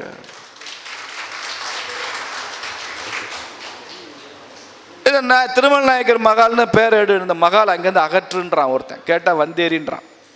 இந்த வந்தேரின்ற வார்த்தைக்கு தான் எனக்கு ஒன்றும் பதிலே தெரியல. அது என்ன அர்த்தம் அது வந்தேரின்னு? ஒருவேளை அங்கேருந்து வந்து ஏறினா அப்படின்றதுனால வந்தேரின்னு சொல்கிறானான்னு தெரியல. வந்து ஏறினவன் என்ன, வந்தேரின்னா என்ன அர்த்தம்? அட இந்த தர்மத்தை காப்பாற்றுறதுக்கு, இந்த பண்பாட்டை காப்பாற்றுறதுக்கு, இந்த மக்களை காப்பாற்றுவதற்கு எப்படியோ மன்னர்கள் யுத்தம் புரிகிறார்கள். அது தர்மத்துக்காக யுத்தம் புரிந்தவர்கள், இயற்கையிலே இதோடு தங்களை இணைத்து கொண்டவர்கள், ஒரு 700-800 ஆண்டு கால பாரம்பரியம் உள்ளவர்கள். கஸ்தூரி அம்மா ஒரு மாதிரி பேசி கான்ட்ரவர்சி ஆனப்போ நீதியரசர் ஆனந்த வெங்கடேசன் கோர்ட்டில் சொன்னார், ஆந்திராவிலிருந்து வந்தவர்கள் தெலுங்கர்கள் என்பது அபத்தம், தப்பு. கோர்ட்டு சொல்லியிருக்கு. அவர் சொல்றாரு, தமிழ்நாட்டின் ஒரு பகுதியினர் தான் தெலுங்கர்கள் சொன்னவர் நீதியரசர். உங்களுக்கு பல பேருக்கு தெரியாது. ராஜராஜ சோழன் தெரியும், அவர் மகன் பேர் என்ன, ராஜேந்திர சோழன் தெரியும். அப்புறம் குலோத்துங்கன், அனபாய சோழன் இதெல்லாம் வரும். இடையில கொஞ்ச நாள் கழித்து சோழ வம்சத்தில் ஆண் வாரிசு இல்லாமல் போச்சு. அப்போ தான் மகளுக்கு பொண்ணு எடுக்கிறதுக்கு வேங்கி நாட்டு அரசன்ட்ட தான் பொண்ணு எடுக்கிறாங்க சோழ நாட்டில். அவங்களுக்கு பிறந்தவன் தான் அனபாய சோழன். அப்பா வேங்கி நாடு. வேங்கி நாடுன்னு என்னங்க, இப்போ இருக்கிற வேங்கடம். வேங்கடம்னு என்ன, இப்போ இருக்கிற திருப்பதி. அதற்கு அப்புறமாக வந்த சோழ மன்னர்களுக்கு விஜயநகர சாம்ராஜ்யம் வர்றதுக்கு முன்னால சொல்றேன், வரலாற்றில் தெலுங்கு சோழர்கள் என்று பெயர். தெலுங்கு சோழர்கள் என்றால் என்ன? இடைக்காலத்தில் 11ஆம் நூற்றாண்டில் ஆட்சி செய்த சோழர்கள் தெலுங்கு சோழர்கள். அப்பயே வந்துருச்சு, இங்கிருந்தே முகிழ்த்து வந்திருக்கு. இந்த நாட்டில் அது நடக்குங்க. ஒரு வாழை மரம் வச்சு வளர்த்துட்டு வரோம், பக்கத்தில் நம்ம ஒன்றுமே செய்யாமல் ஒரு வாழை கன்று உருவாகுதில்ல, அது மாதிரி தான் தமிழ் மொழி உருவாகி கொண்டு வளர்ந்து கொண்டே வரும்போது பக்கத்தில் இன்னொரு மொழி உருவாகும். ஏன்னா இது ஒரு பன்மை சூழல். மொழியிலையும் மொழி பன்மை இருக்குது. பயோடைவர்சிட்டி மாதிரி இது லிங்குவிஸ்டிக் டைவர்சிட்டி இருக்கத்தான் செய்யும். அப்படி ஒரு நிலைமை தமிழ்நாட்டில் ஒரு வெறுப்பு அரசியலை உருவாக்குவதற்காக இங்கே கட்டமைக்கப்படுகிறது. நாம் அதில் போய் சிக்கக்கூடாது. எல்லாருக்கும் தாய்மொழி ஒன்று, நமக்கு 2. ராமனுக்கு 3 தாயின்னு சொல்லுவாங்கள்ல, ராமன் சொல்லுவான மகா ராமாயணத்தில், எல்லாருக்கும் ஒரு அம்மா தான், எனக்கு 3 அம்மா. அது மாதிரி எல்லாருக்கும் ஒரே தாய்மொழி தான், நமக்கு 2 தாய்மொழி. தமிழும் தாய்மொழி தான், தெலுங்கும் தாய்மொழி தான். வி ஆர் பிளஸ்ட், ஆசீர்வதிக்கப்பட்டவர்கள் நாம. 2 தாய்மொழி இருக்கு. என் தாய்மொழி தெலுங்குன்னு வச்சுக்கிட்டாலும் என் தாய்மொழியின் தாய்மொழி எது? தாய்மொழியின் தாய்மொழி அது தமிழ் தானே. தமிழ்ல இருந்தானே எல்லாமே மலையாளம் தோன்றி இருக்கு, தெலுங்கு வந்திருக்கு, கன்னடம் வந்திருக்கு. அப்போ என் தாய்மொழியின் தாய்மொழி தெலுங்கு தான். அப்படியாவது நீ என்னை இந்த நாட்டில் ஏற்றுக்கிட்டு தானே ஆகணும். அதனால இந்த வெறுப்பு அரசியலுக்கு நாம் போய் நின்றக்கூடாது. பல பேர் நான் டிவியில் ஊடகங்கள் எல்லாம் பார்க்குறேன், அவன் ஏதோ வம்புக்கு நம்மளை கேள்வி கேட்குறான், நாமளும் போய் வம்பாக போய் மாட்டிக்கிறோம். நாம் சொல்ல வேண்டிய பதில், நான் தமிழை இல்லைன்னா, இந்த நாய்க்கனும் ரெட்டியாரும் தமிழ்நாட்டில் தமிழ் இல்லைன்னா வேற எவன்டா தமிழை இந்த தமிழ்நாட்டில்ன்னு நீ கேட்கும். நான் தமிழ் இல்லைன்னா நீ யார் தான்? சும்மா ஜாதியை சொல்லி நீ தமிழன் தெலுங்க, நீ அந்தேரி போனேரி இந்த மாதிரி வாதங்களை வைக்கக்கூடாது. தமிழ் பற்று என்று வந்தால் நாம் யாருக்கும் சலித்தவர்கள் அல்ல, குறைத்தவர்கள். தமிழ் தொண்டு என்று வந்தால் நாம் யாருக்கும் சளைத்தவர்கள் அல்ல. 500-600 வருஷமாக இங்கே தெலுங்கு பேசுகிற ஜாதிக்காரன்னு சொல்கிறவன் யாரும் இங்கே உட்காந்து தெலுங்கு இலக்கணம் இலக்கியம் இங்கே யாரும் எழுதலை. 207 ஆண்டு கால நாயக்கர் ஆட்சியில் ஒரு தெலுங்கு இலக்கியம் கூட வெளிவரவில்லை. வெளிவந்த அத்தனையும் தமிழ் இலக்கியங்கள் தான் வெளிவந்திருக்கிறது. திருமலை நாயக்கருடைய ஆட்சி மொழி, நிர்வாக மொழி, நீதிமன்ற மொழி எல்லாமே தமிழ் தான். அதிகபட்சம் அவர் சம்சாரத்தில் வேணால் ஏதாவது தெலுங்கில் பேசியிருப்பார். நேடு ஏட்டி சாம்பாருன்னு கேட்டிருப்பார், அந்த அம்மா முனாக்காய சாம்பாருன்னு சொல்லியிருக்கோம். அவ்வளோ எந்த ஒக்காய சாம்பார் பெட்டலைன்னான்னு கேட்டிருப்பார். அவ்வளோதான். மனைவியோட பேசிட்டு போகிறாரு, இல்லை அவங்க அப்பா அம்மாவோட பேசி உனக்கு என்ன வலிக்குது. மக்களுடன் மன்னர்கள் உரையாடிய மொழி தமிழ் மொழி. தமிழ் தான் வளர்ந்தது. குறவஞ்சி, பள்ளு இலக்கியம், கூடல், இந்த மாதிரி இலக்கியங்கள்லாம் நாயக்கர் காலத்தில் தான் வந்துச்சு. இன்றைக்கி உத்தரப்பிரதேசத்துக்கு அப்புறம் அதிகமான சுற்றுலா பயணிகள், டொமஸ்டிக் டூரிசம், இன்டர்னல் டூரிசம் அதிகமாக இருக்கிற ஸ்டேட் எது தெரியுமா? தமிழ்நாடு. தமிழ்நாட்டில் தான் அதிகமான சுற்றுலா பயணிகள் வர்றாங்க. Number 1 UP, number 2 Tamil Nadu. தமிழ்நாட்டுக்கு வர்ற வெளிநாட்டு டூரிஸ்ட்டு, வேறு மாநிலங்கள்லேருந்து வர்றவன் அப்படி இங்கே வந்தோடனே அண்ணா அறிவாலயத்தை பார்க்க வந்தேன் வர்றானா? யாராவது அறிவாலயத்தை பார்க்குறதுக்கு அவன் வர்றான் ஜெர்மனிலேருந்து, ஃப்ரான்ஸ்லேருந்து.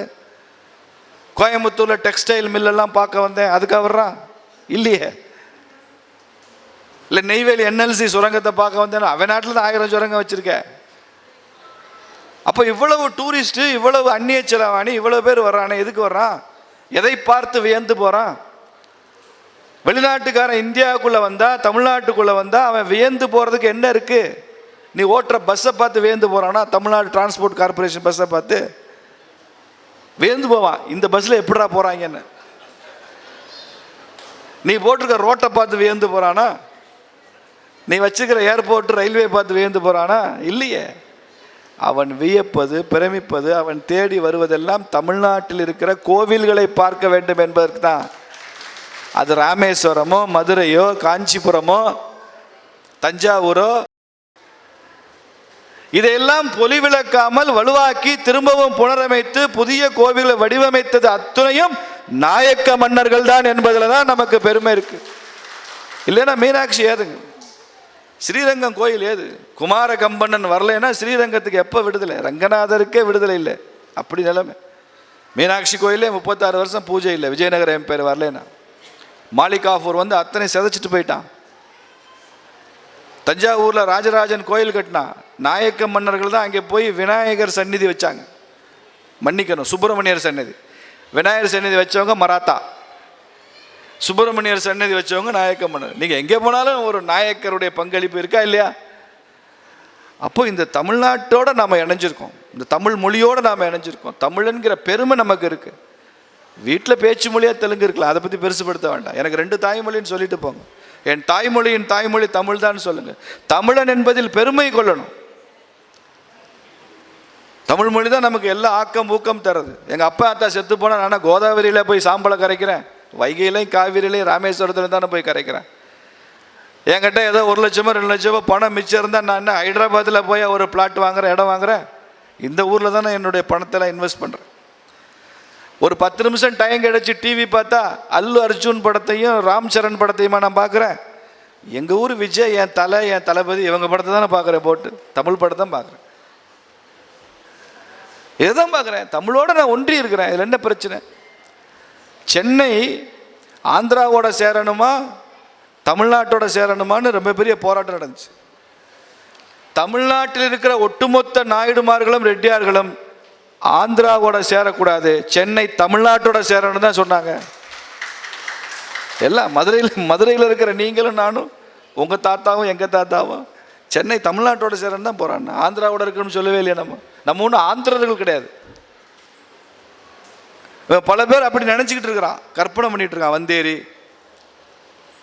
அப்பெல்லாம் கிடையாது. இதோடு இணைஞ்சிருக்கோம்.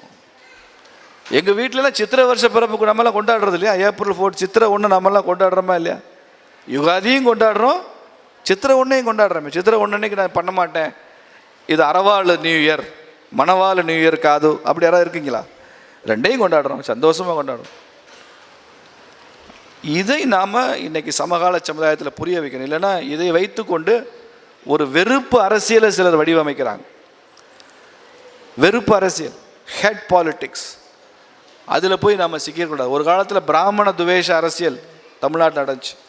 இப்போ கொஞ்சம் கொஞ்சமாக அது மாறி மாறி நாயுடு ரெட்டியார் தெலுங்கு பேசுகிறவங்களை எதிர்த்த அரசியல்னு சில பேர் பேச ஆரம்பிச்சிருக்காங்க. இது நிற்காது, கண்ணு முன்னால் நிற்காது. தமிழ்நாட்டில் 12,000 பஞ்சாயத்து, 12,000 பஞ்சாயத்தில் ஒருத்தன் தெலுங்கு பேசாத ஒரு பஞ்சாயத்து கூட தமிழ்நாட்டில் கிடையாது. எல்லாவது ஒரு இடத்துல ஒரு தெலுங்கு பேசுகிறவர் இருப்பார். அவர் எல்லாரோடையும் மிங்கிளாகி தான் இருப்பார். தனது ஐடென்டிட்டியை தனியாலாம் வச்சுருக்க மாட்டார். அவரை பார்த்தாலுமே அவர் தமிழராக தான் இருப்பார். அதனால் எந்த இடத்துலையும் நாம் தமிழோடு பிரிந்தவர்கள். தமிழ் தான் நான் தான் தமிழ். அவன் செயற்கை ஏதோ சொல்கிறான். 1953 ஒரு கோடு போட்டு அந்த பக்கம் ஆந்திரா இந்த பக்கம் தமிழ்நாடுன்னு அரசாங்கம் நிர்வாக வசதிக்காக ஒரு கோடு போட்டு 2ஆக பிரித்தானே தவிர அரசாங்கம் இதை பிரிக்கலாம். இந்த பண்பாடு நம்மை பிரிக்கவே பிரிக்காது. நம்ம இணைக்கிற ஒரு கருவியாக நம்ம இருக்கு. அதை புரிந்து கொண்டு நாம் மன்னருடைய வாழ்க்கையை பார்க்கணும். மன்னரின் வாரிசுகள் நாம்னா ஒரு பெரிய சாம்ராஜ்யத்தை கட்டி வாழ்ந்த திருமலை நாயக்கருடைய வாரிசு.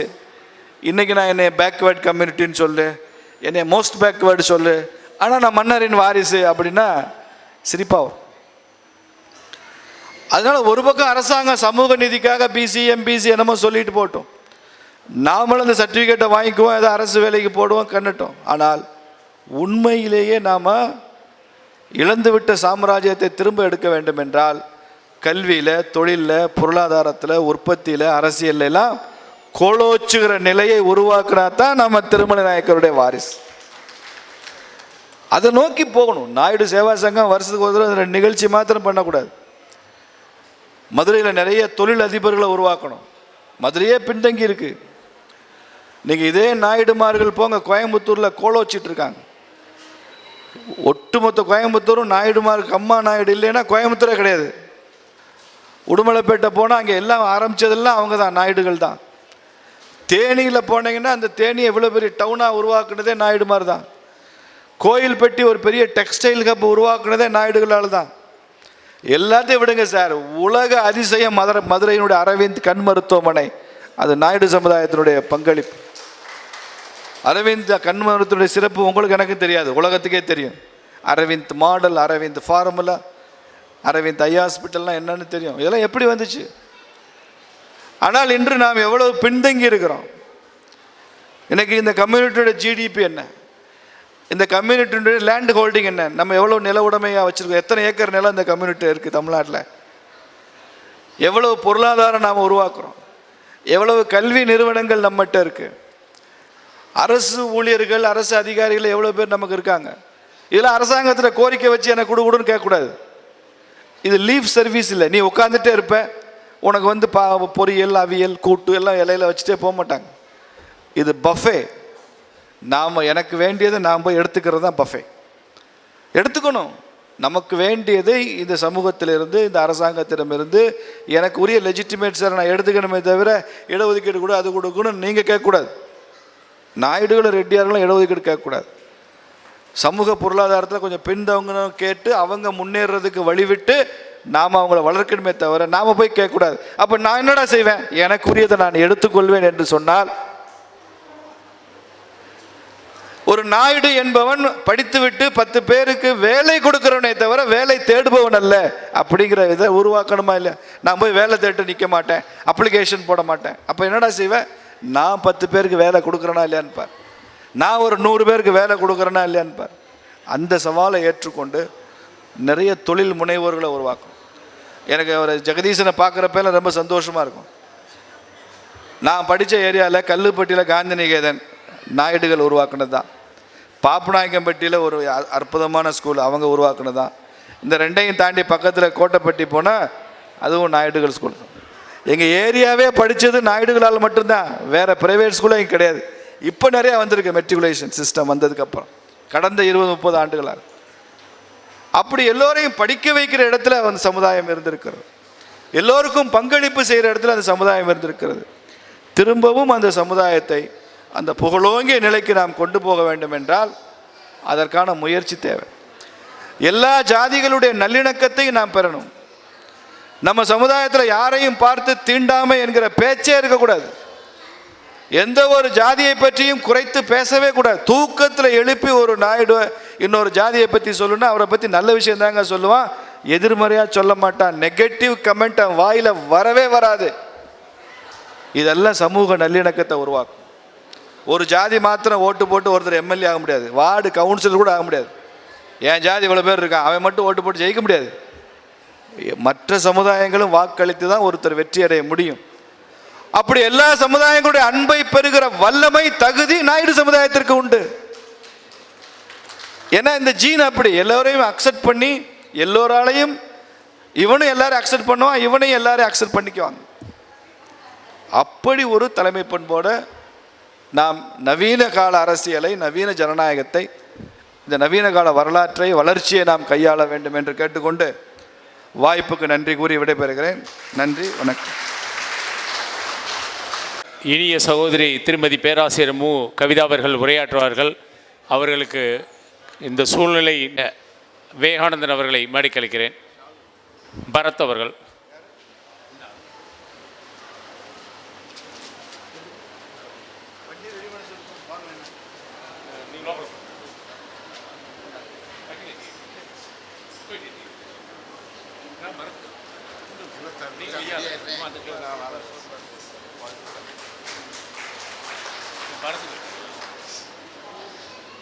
நான் பார்க்க வளர்ந்தவன்.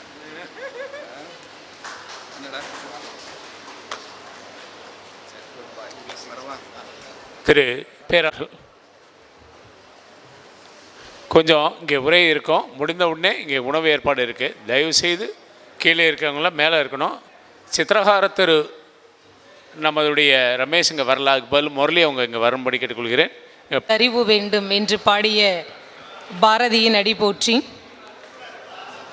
நாயுடு சேவா சங்கத்தினுடைய 11வது ஆண்டு துவக்க விழா மற்றும் 442வது மாமன்னர் திருமலை நாயக்கர் ஜெயந்தி விழாவிற்கு சிறப்புரையாற்ற அழைத்தமைக்கு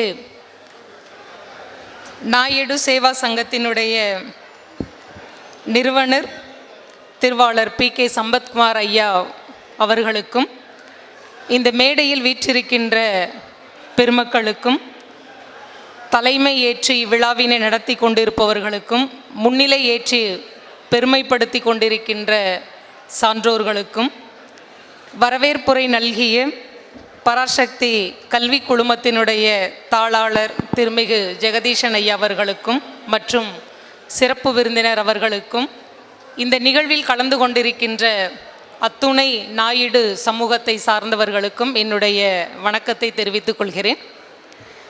மிகப்பெரிய ஆளுமையான பேராசிரியர் ராமசீனிவாசன் அவர்கள் அருமையான உரையை ஆற்றிவிட்டு சென்றிருக்கிறார். கொல்லன் உலையில் சென்று ஊசி விற்பதை போல்தான் இப்போது மீண்டும் நான் பேசுவது என்று நினைக்கிறேன். அவ்வளவு அற்புதமான உரை. இருந்தாலும் மாமன்னர் திருமலை நாயக்கரை பற்றி பேச வேண்டும் என்றால் பேசிக்கொண்டே இருக்கலாம். ஏன் இந்த அனைவரும் கொஞ்சம் அமரும்படி கேட்டுக்கொள்கிறோம். நிகழ்வானது ரத்ன சுருக்கமாக முடியும். சீனிவாசன்ஜி ஒரு 5 நிமிடம் பேசுவதாக இங்கே சொல்லியிருந்தாங்க. இங்கே கொஞ்சம் அதிகப்படியான நேரத்தை அவங்க நம்மளை பார்த்த உடனே சந்தோஷமாக பேசிட்டாங்க. என்னுடைய சகோதரி மு கவிதா அவர்கள் கோவில்பட்டியிலேருந்து இதற்காக விசேஷமாக வந்திருந்தாங்க. நம்ம அவருக்கு செய்யக்கூடிய ஒரு பெரும் உதவி, வெளியில் இருக்கவங்க கீழே இருக்கக்கூடியவங்களும் வந்து அமர்ந்து மிக வேகமாக சுருக்கமாக முடிஞ்சிடும். முடிஞ்சதுக்கப்புறம் நம்ம கீழே போய் நம்ம உணவருந்து விட்டு செல்லலாம். இனிய சகோதரி இங்கே உரையாற்றுகிறார்கள். ஒரு சில விஷயங்களை மட்டும் உங்கள்கிட்ட பதிவு பண்ணிட்டு, ஏன்னா மதிய உணவு இடைவேளையின் போது எவ்வளவுதான் விஷயங்களை சொன்னாலும் அது ஏற்றுக்கொள்ளக்கூடிய மனநிலையில் இருக்காது என்று தெரியும்.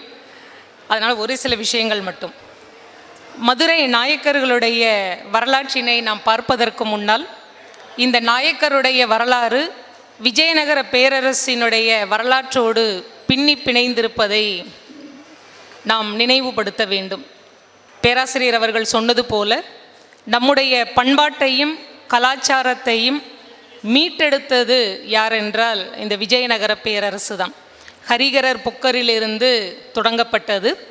இந்த மதுரை நாயக்கர்களுடைய வரலாற்றுக்கு முன்னர் 13ஆம் நூற்றாண்டில் நம்முடைய நாடு இருந்த நிலைமை என்ன, சுல்தான்களினுடைய ஆட்சிக்கு உட்பட்டு படையெடுப்பினால் ஏற்பட்ட அவல நிலை என்ன, அவற்றையெல்லாம் மீட்டு இந்த பாரத தேசத்தை மீட்டெடுப்பதற்கும் இந்து தர்மத்தை பாதுகாப்பதற்கும் ஒரு அமைப்பு, ஒரு நிறுவனம், இன்னும் சொல்லப்போனால் ஒரு ராஜ்யம் தேவை என்று உருவாக்கப்பட்டது தான் இந்த விஜயநகர பேரரசு.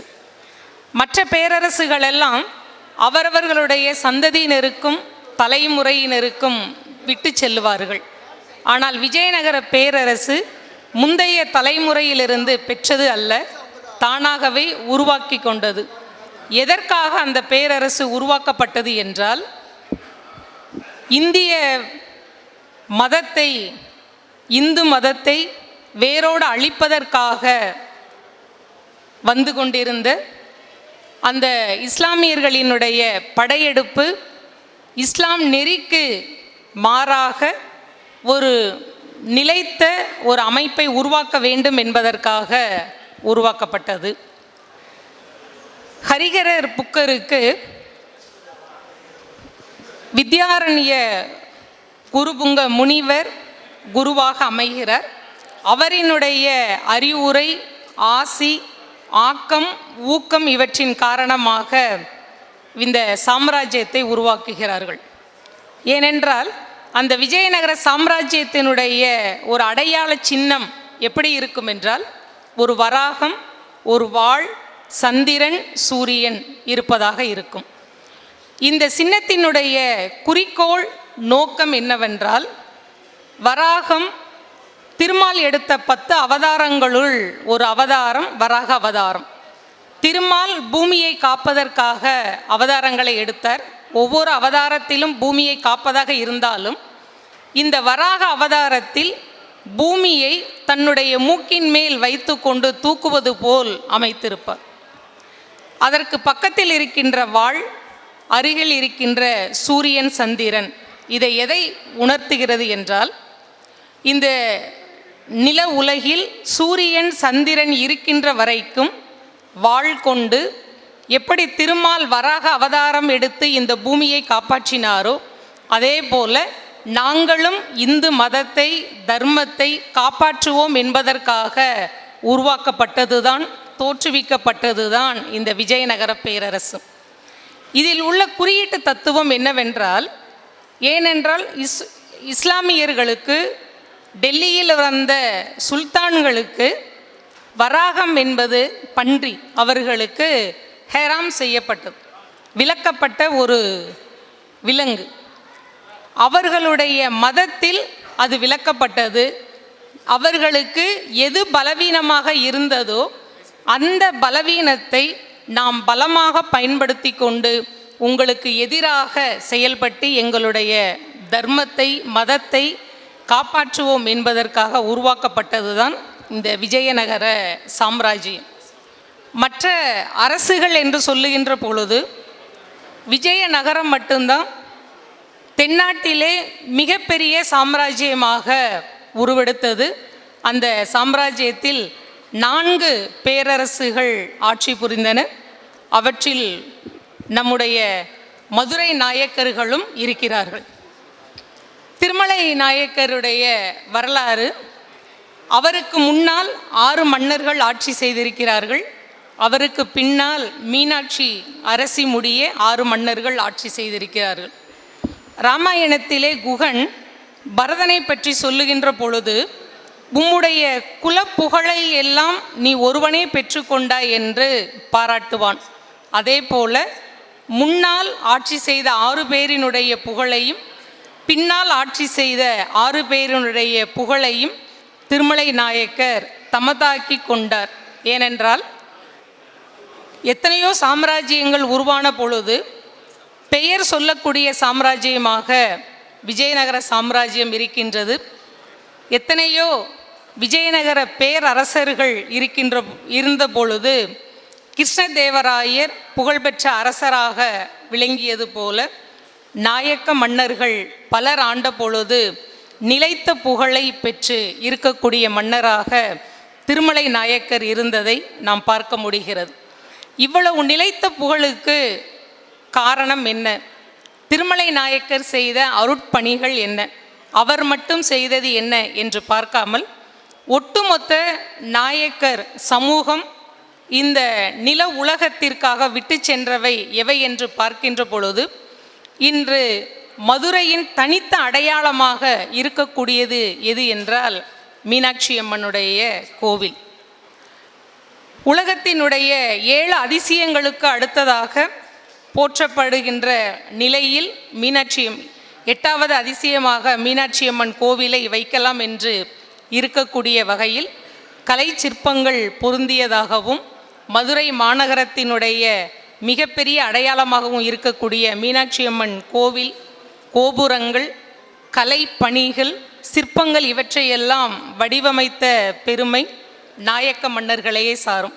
அதற்கு முன்னர் உள்ள கோவில்களில் விமான அமைப்பு மட்டும் இருக்கும். மிக உயரமான கோபுர கட்டுமானம் என்பது இந்த நாயக்கருடைய காலத்தில்தான் வந்தது. விஸ்வநாதர் நாயக்கர் காலத்திலிருந்து திருமலை நாயக்கர் காலம் வரைக்கும். திருமலை நாயக்கர் காலத்திலேயே மிக உயரமான, தென்னிந்தியாவிலேயே உயரமான கோபுரமாக மதுரை மீனாட்சி அம்மன் கோபுரம் இருக்க வேண்டும் என்று முயற்சி எடுத்தார். ஆனால் அந்த முயற்சி எந்த விதத்தினாலோ பயனில்லாமல் அது அரைகுறையாகவே நின்றுவிட்டது. அந்த மதுரையை ஆட்சி செய்த ஆளுநர் ஷெனாய் அவர்கள் தம்முடைய குறிப்புரையில் கூறுகின்ற பொழுது திருமலை நாயக்கர் மேற்கொண்ட அந்த கோபுர கட்டுமான பணி நிறைவடைந்திருந்தால் உலகத்திலேயே மிக உயரமான கோபுரம் மீனாட்சி அம்மன் கோவில் கோபுரமாகத்தான் இருக்கும். அந்த கட்டிடக்கலை பெயர் சொல்லுவதாக இருக்கும். ஆனால் அது ஏனோ நிறைவடையாமல் விட்டுவிட்டது என்று தம்முடைய குறிப்பில் எழுதி சென்றிருக்கிறார். அது மட்டுமல்ல, முறை செய்து காப்பாற்றும் மன்னவன் மக்கட்கு இறை என்று வைக்கப்படும் என்று வள்ளுவர் சொல்லுவது உண்டு. மக்களினுடைய தேவை அறிந்து, மக்களினுடைய நிலையை அறிந்து மன்னன் மக்களுக்காக ஆட்சி செய்தான் என்றால் அது திருமலை நாயக்கர் ஆட்சி தான். அதில் ஒன்று, திருச்சியை தலைநகரை மதுரைக்கு மாற்றியது ஒன்று. பேராசிரியர் சொன்னது போல கம்பகண்ணன் கனவில் ஒரு குழந்தை வந்து மதுரையை ஆட்சி செய்யும்படியாக சொன்னது போல மீனாட்சி அம்மை கனவில் வந்து, திருமலை நாயக்கருடைய கனவில் வந்து தலைநகரத்தை மதுரைக்கு மாற்றும்படியாக சொன்னதாக சில செவிவழி செய்திகள் உண்டு. அதன்படி மதுரையை தலைநகராக மாற்றியது. பல்வேறு விழாக்களை மக்களுக்காக எடுத்தது. சித்திரை திருவிழா, தெப்பத் திருவிழா போன்ற விழாக்களை எடுத்தது. ஏனென்றால் மாசி மாதம் நடைபெற்ற திருவிழாவை சித்திரைக்காக மாற்றியது. மக்கள் அத்துணை பேரும் கலந்து கொள்ள வேண்டும் என்பதற்காக மாற்றப்பட்ட விழா. இப்படி பல்வேறு சீர்திருத்தங்கள். இன்னொன்று, 36 ஆண்டுகளுக்கு மேலாக வழிபாடுகள் எதுவும் இல்லாமல் இருந்த மீனாட்சி அம்மன் கோவிலை வழிபாட்டு முறைக்கு உட்படுத்தியது இந்த நாயக்கர் சமூகம். அதிலும் கோவில் வழிபாட்டில் உள்ள சீர்கேடுகளை எல்லாம் நீக்கி அந்த வழிபாட்டு முறை இன்று வரை மிகச் சிறப்பாக நடைபெற்று வருவதற்கு திருமலை நாயக்கர் தான் காரணம் என்றால் அது மிகையாகாது. அது மட்டுமல்லாமல் வண்டியூர் தெப்பக்குளம், மாரியம்மன் தெப்பக்குளம் என்று சொல்லக்கூடிய மிகப்பெரிய அரிதான கலைநுட்பத்துடன் கூடிய தெப்பக்குளத்தை வடிவமைத்த பெருமை திருமலை நாயக்கரையே சாரும். இத்தனை பெருமைகளையும் பெற்று செய்து மதுரையை ஒரு கலை நயமிக்க நகரமாக, இலக்கியங்களில் சொல்லப்படுவது போல விளவு மலி மூதூராக ஆக்கிய பெருமை மன்னரையே சாரும். பேராசிரியர் சீனிவாசன் ஐயா அவர்கள் சொன்னது போல தெலுங்கு மன்னர்கள் ஆட்சி செய்தாலும் கூட தெலுங்கு இலக்கியங்கள் புலவர்கள் இயற்றுவதற்கு அவர்கள் வாய்ப்பு கொடுக்கவில்லை. தமிழ் இலக்கியங்கள் இயற்றுவதற்குத்தான் வாய்ப்பு கொடுத்திருக்கிறார்கள் என்று அது முற்றிலும் உண்மை. ஏனென்றால் நாயக்கர் இலக்கியங்களை வகைமைப்படுத்துகின்ற பொழுது ஒவ்வொரு காலகட்டத்திலும் ஒரு சிலங்களை சங்க இலக்கியம், நீதி இலக்கியம் என்று வகைமைப்படுத்துவது உண்டு. அதே போல நாயக்கர் கால இலக்கியங்களை சிற்றிலக்கிய காலம் என்று சொல்லக்கூடிய வகையில் மிக பரந்துபட்ட இலக்கிய வகைகள் தோன்றுவதற்கு இந்த மன்னர்கள் பேருதவி புரிந்திருக்கிறார்கள் என்பதை உணர முடிகிறது. திரிகூட ராசப்ப கவிராயர் குற்றால குறவஞ்சி எழுதியிருக்கிறார். அதற்காக குறவஞ்சி மேடு என்ற ஒரு பகுதியை திருமலை மன்னர் தானமாக கொடுத்திருக்கிறார் என்பதை நாம் பார்க்க முடிகிறது. அதை காட்டிலும் வேறொரு விஷயம், குமரகுருபரர் மதுரை மீனாட்சி அம்மையை பற்றி மீனாட்சி அம்மை பிள்ளைத்தமிழ், மீனாட்சி அம்மை குரம், மீனாட்சி அம்மை கலிவெண்பா இவற்றையெல்லாம் பாடியிருக்கிறார். மீனாட்சி அம்மை பிள்ளைத்தமிழை மன்னர் திருமலை நாயக்கர் அவையில் அரங்கேற்றம் செய்த பொழுது மீனாட்சி சிறு குழந்தையாக வந்து மன்னரினுடைய மடியில் அமர்ந்து கொண்டு குமரகுருபரர் அரங்கேற்றம் செய்ததன் பின்னர் அந்த வருகை பருவம் பாடிக்கொண்டிருக்கின்ற பொழுதே மீனாட்சி அம்மை வந்ததாக செவிவழி செய்தி உண்டு. அரங்கேற்றம் முடிந்ததன் பின்னர் மன்னர் கழுத்தில் இருக்கின்ற முத்துமாலையை எடுத்து குமரகுருபரருக்கு அணிவித்து சென்றதாக செவிவழி செய்திகள் சொல்லப்படுகின்றன. இன்றும் மீனாட்சி அம்மன் கோவிலுக்கு சென்றால் குமரகுருபரர் அரங்கேற்றம் செய்கின்ற பொழுது வருகை பருவத்தில் வருக வருக என்று மீனாட்சி அம்மையை பாடியதும் அந்த அம்மை வந்ததால் கருவறையினுடைய முகப்பு வாயிலில் அந்த வருகை பருவத்தினுடைய பாடல்கள் கல்வெட்டில் பொறிக்கப்பட்டிருக்கும். அது மட்டுமல்ல, மீனாட்சி அம்மன் கோவில் இன்று கலை நயத்துடனும் பல்வகையான சிற்பங்களுடனும் புது மண்டபங்களுடனும் ஆயிரங்கால் மண்டபங்களுடனும் பொலிவுடன் திகழ்கிறது என்றால் நாயக்கர்களுடைய கலைப்பணி, அவர்களுடைய கலை ஆர்வம் மட்டும்தான் காரணம் என்று சொல்லி, எத்தனையோ மன்னர்கள் வந்திருந்தாலும் ஒவ்வொரு காலகட்டத்திலும் அந்தந்த மன்னர்களுக்கு அந்த மன்னர்களில் குறிப்பிட்ட சில மன்னர்கள் புகழ்பெற்று செல்லுவது உண்டு. பல்லவர்களிலே மகேந்திர பல்லவன் பெயரை சொல்லுவது போல, சோழர் வரலாற்றிலே ராஜராஜன் பெயரை சொல்லுவது போல, நாயக்கர் வரலாற்றிலே பல மன்னர்கள் அரசாண்டாலும் திருமலை நாயக்கரினுடைய பெயர் என்றும் நீங்காமல் நிலைத்து நிற்கும், அவருடைய புகழ் அழியாமல் நிலைத்து நிற்கும் என்று சொல்லி திருமலை, அதாவது இந்த மாநாடுகள் இத்தகைய சங்கங்களின் வாயிலாக கொண்டாடப்படுகின்ற நிகழ்வுகள் ஏதோ பொழுதுபோக்கிற்காக மட்டுமல்ல. ஏன்னா இந்த நிகழ்வை நடத்துவதற்கு இந்த சேவா சங்கத்தினுடைய நிறுவனர் சம்பத்தையா அவர்கள் பாடுபட்ட உழைப்பு எங்களுக்கு தெரியும்.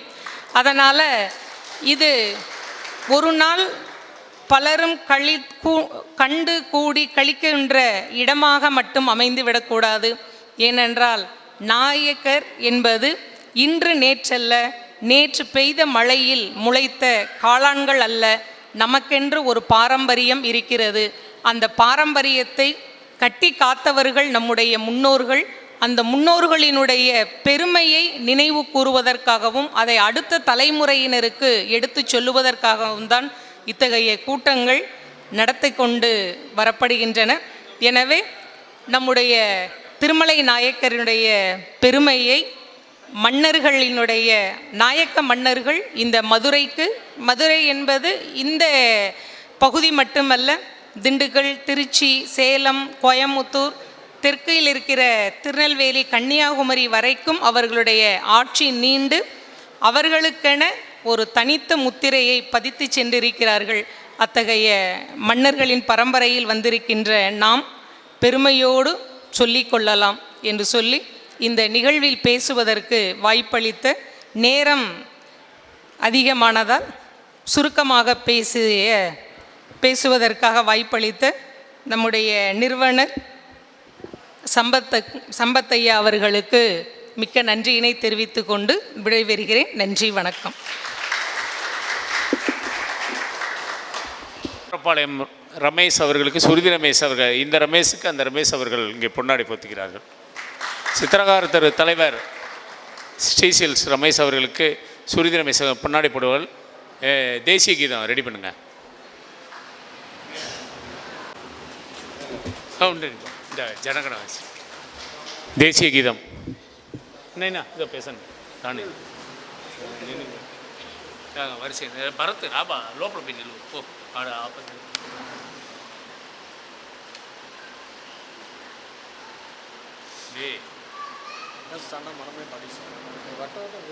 ஒவ்வொரு தடவையும் செய்கிறாங்க பார்த்தீங்கன்னா ஏய் சினிமா பாட்டு போடுறான்டா. பாடிடுவோமா? கேளுங்க ஒரு நிமிஷம் கேட்டுங்க. போடுறியா பாடிடுவாப்பா.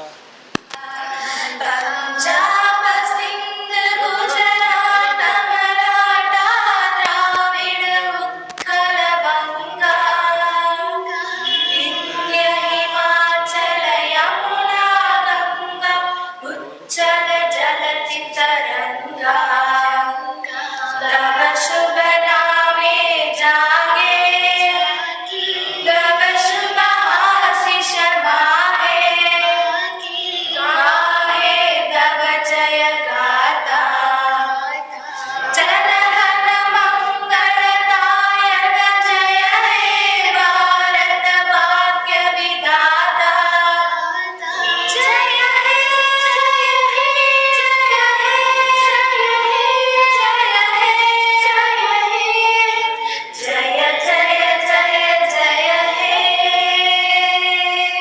இந்த நிகழ்வின் அனைவரும் கலந்து கொண்டிருந்த அனைவருக்கும் நன்றியை தெரிவித்து என் இனிய சகோதரி பேராசிரியர் திருமதி டாக்டர் மு கவிதா அவர்களிடம் நாயுடு சேவா சங்கத்தின் சார்பில் மிக கொண்டு அடுத்த நிகழ்வில் அவங்களை முழுமையாக பயன்படுத்துவோம். என்னுடைய சகோதரி அவர்கள் நீண்ட நேரம் உரையாற்ற முடியவில்லை என்ற ஒரு மன சங்கடத்தோடு கஷ்டத்தோடு இருக்கிறோம். அதை அடுத்த நிகழ்வில் நாங்கள் சரி செய்து கொள்வோம். சுருதி ரமேஷ் அவர்கள் நம்ம கோபாலகிருஷ்ணனுடைய தம்பி சரவணன் வந்திருக்காரு, அவருக்கு ஒரு சால்வை அடிவிக்கும்படி கேட்டுக்கொள்கிறேன். வாங்க சரவணன், இடாவா வா.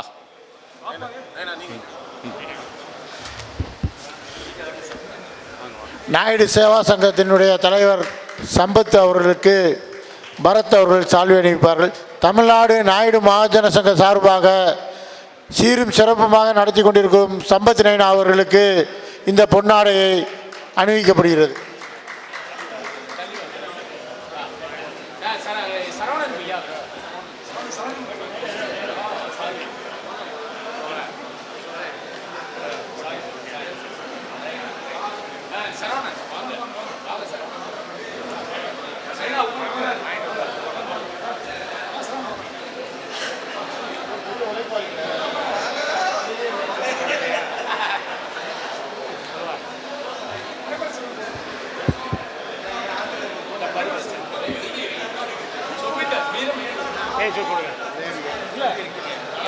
அடுத்தபடியாக அலங்காநல்லூர் நாயுடு சங்கத்தின் சார்பாக நைனா சம்பத் நைனா அவர்களுக்கு நாட்டமை சுந்தரராஜன் அவர்கள் சால்வை அணிவிப்பார்கள்.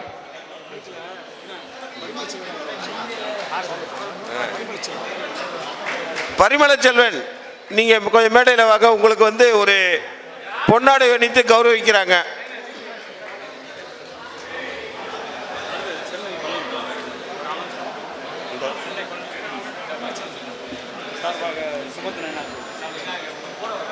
அடுத்து சென்னை பழனியப்பன் சார்பாக சம்பத் நைனாவுக்கு சால்வை அணிவிக்கிறாங்க.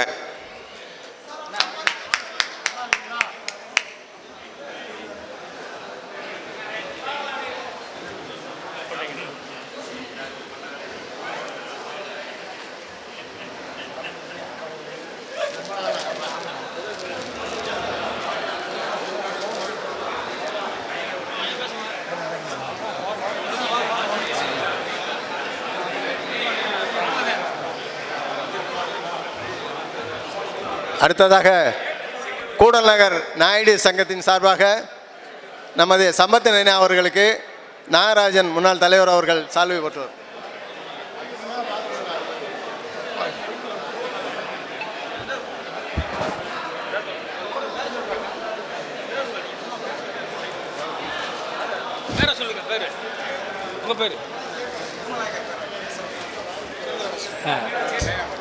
திருமலை நாயக்கர் பேரவை தலைவர் கேசவன் அவர்கள் சம்பத் நைனா அவர்களுக்கு பொன்னாடை பொருத்தி கௌரவிக்கிறார்கள்.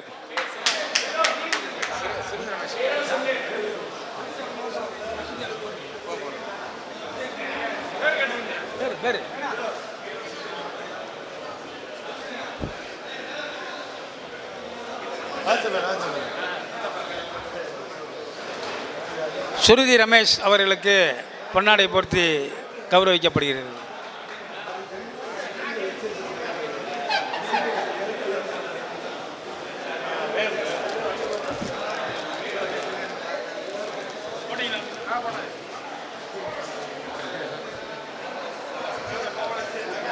சம்பத் நைனா அவர்கள் சென்னைக்கு வரும்போது என்னுடைய இல்லத்தில் தான் தங்குவார்கள். அடக்கமான சுபாவம் உள்ளவர். அவருடைய திறமை மிக அரிதானது. இல கணேசன் அவர்களுடைய நெருங்கிய நண்பரும் கூட. அவரும் கவர்னர் ஆயிட்டார். சிபி ராதாகிருஷ்ணன் அவரும் இவருக்கு நெருங்கிய நண்பர். அவரும் கவர்னர் ஆகிட்டார். தற்போது ராம சீனிவாசன் அவர்கள் கவர்னர் ஆகி விடுவார் என்ற நம்பிக்கை அதிகமாக உள்ளது.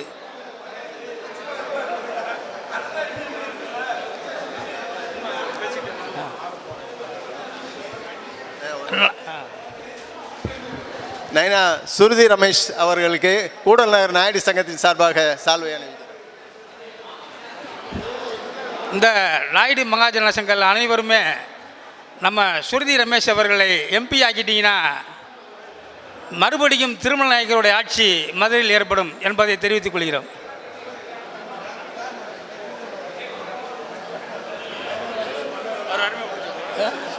வேற என்ன சொல்லுங்க? சரி. அனைவருக்கும் விருந்து ஏற்பாடு பண்ணிவிட்டுள்ளது.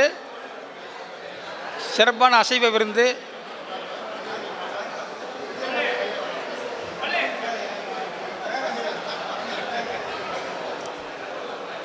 எங்க சம்பத் நைனா?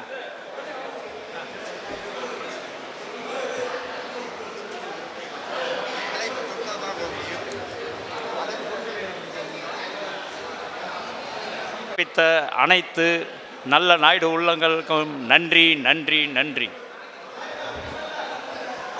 வேற எதுவும் பேசுறீங்களா? பேசக்கூடாது.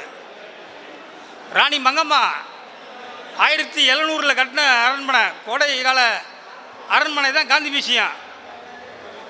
அது பார்த்தீங்கன்னா இன்னமும் நிலைத்து நிற்கிது. 20ஆம் நூற்றாண்டில் கட்டின பாலம்லாம் உடஞ்சிருது.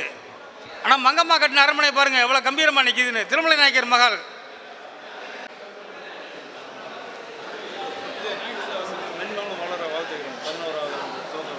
நாயுடு மகாஜன சங்கம், நாயுடு சேவா சங்கம் 11ஆம் ஆண்டு காலத்து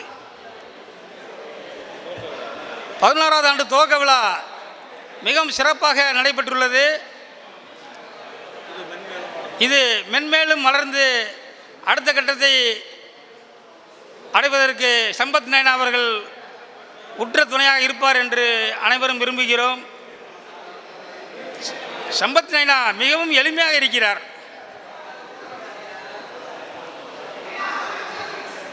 அப்புறம் என்ன சொல்லலாம்? நாயுடு சேவா சங்கத்தில் உள்ள அனைத்து உறுப்பினர்களும் ஒற்றுமையாக இருந்து நமதுடைய நாயுடு சமூக மக்களிடமே கடைனாலும் சரி, பில்டர்னாலும் சரி, எந்த செயலும் நாயுடுகிட்டே நீங்கள் வாங்கி எல்லாரும் சேர்ந்து முன்னேற வேண்டும் என்பதையும் தெரிவித்துக் கொள்கிறோம். நன்றி.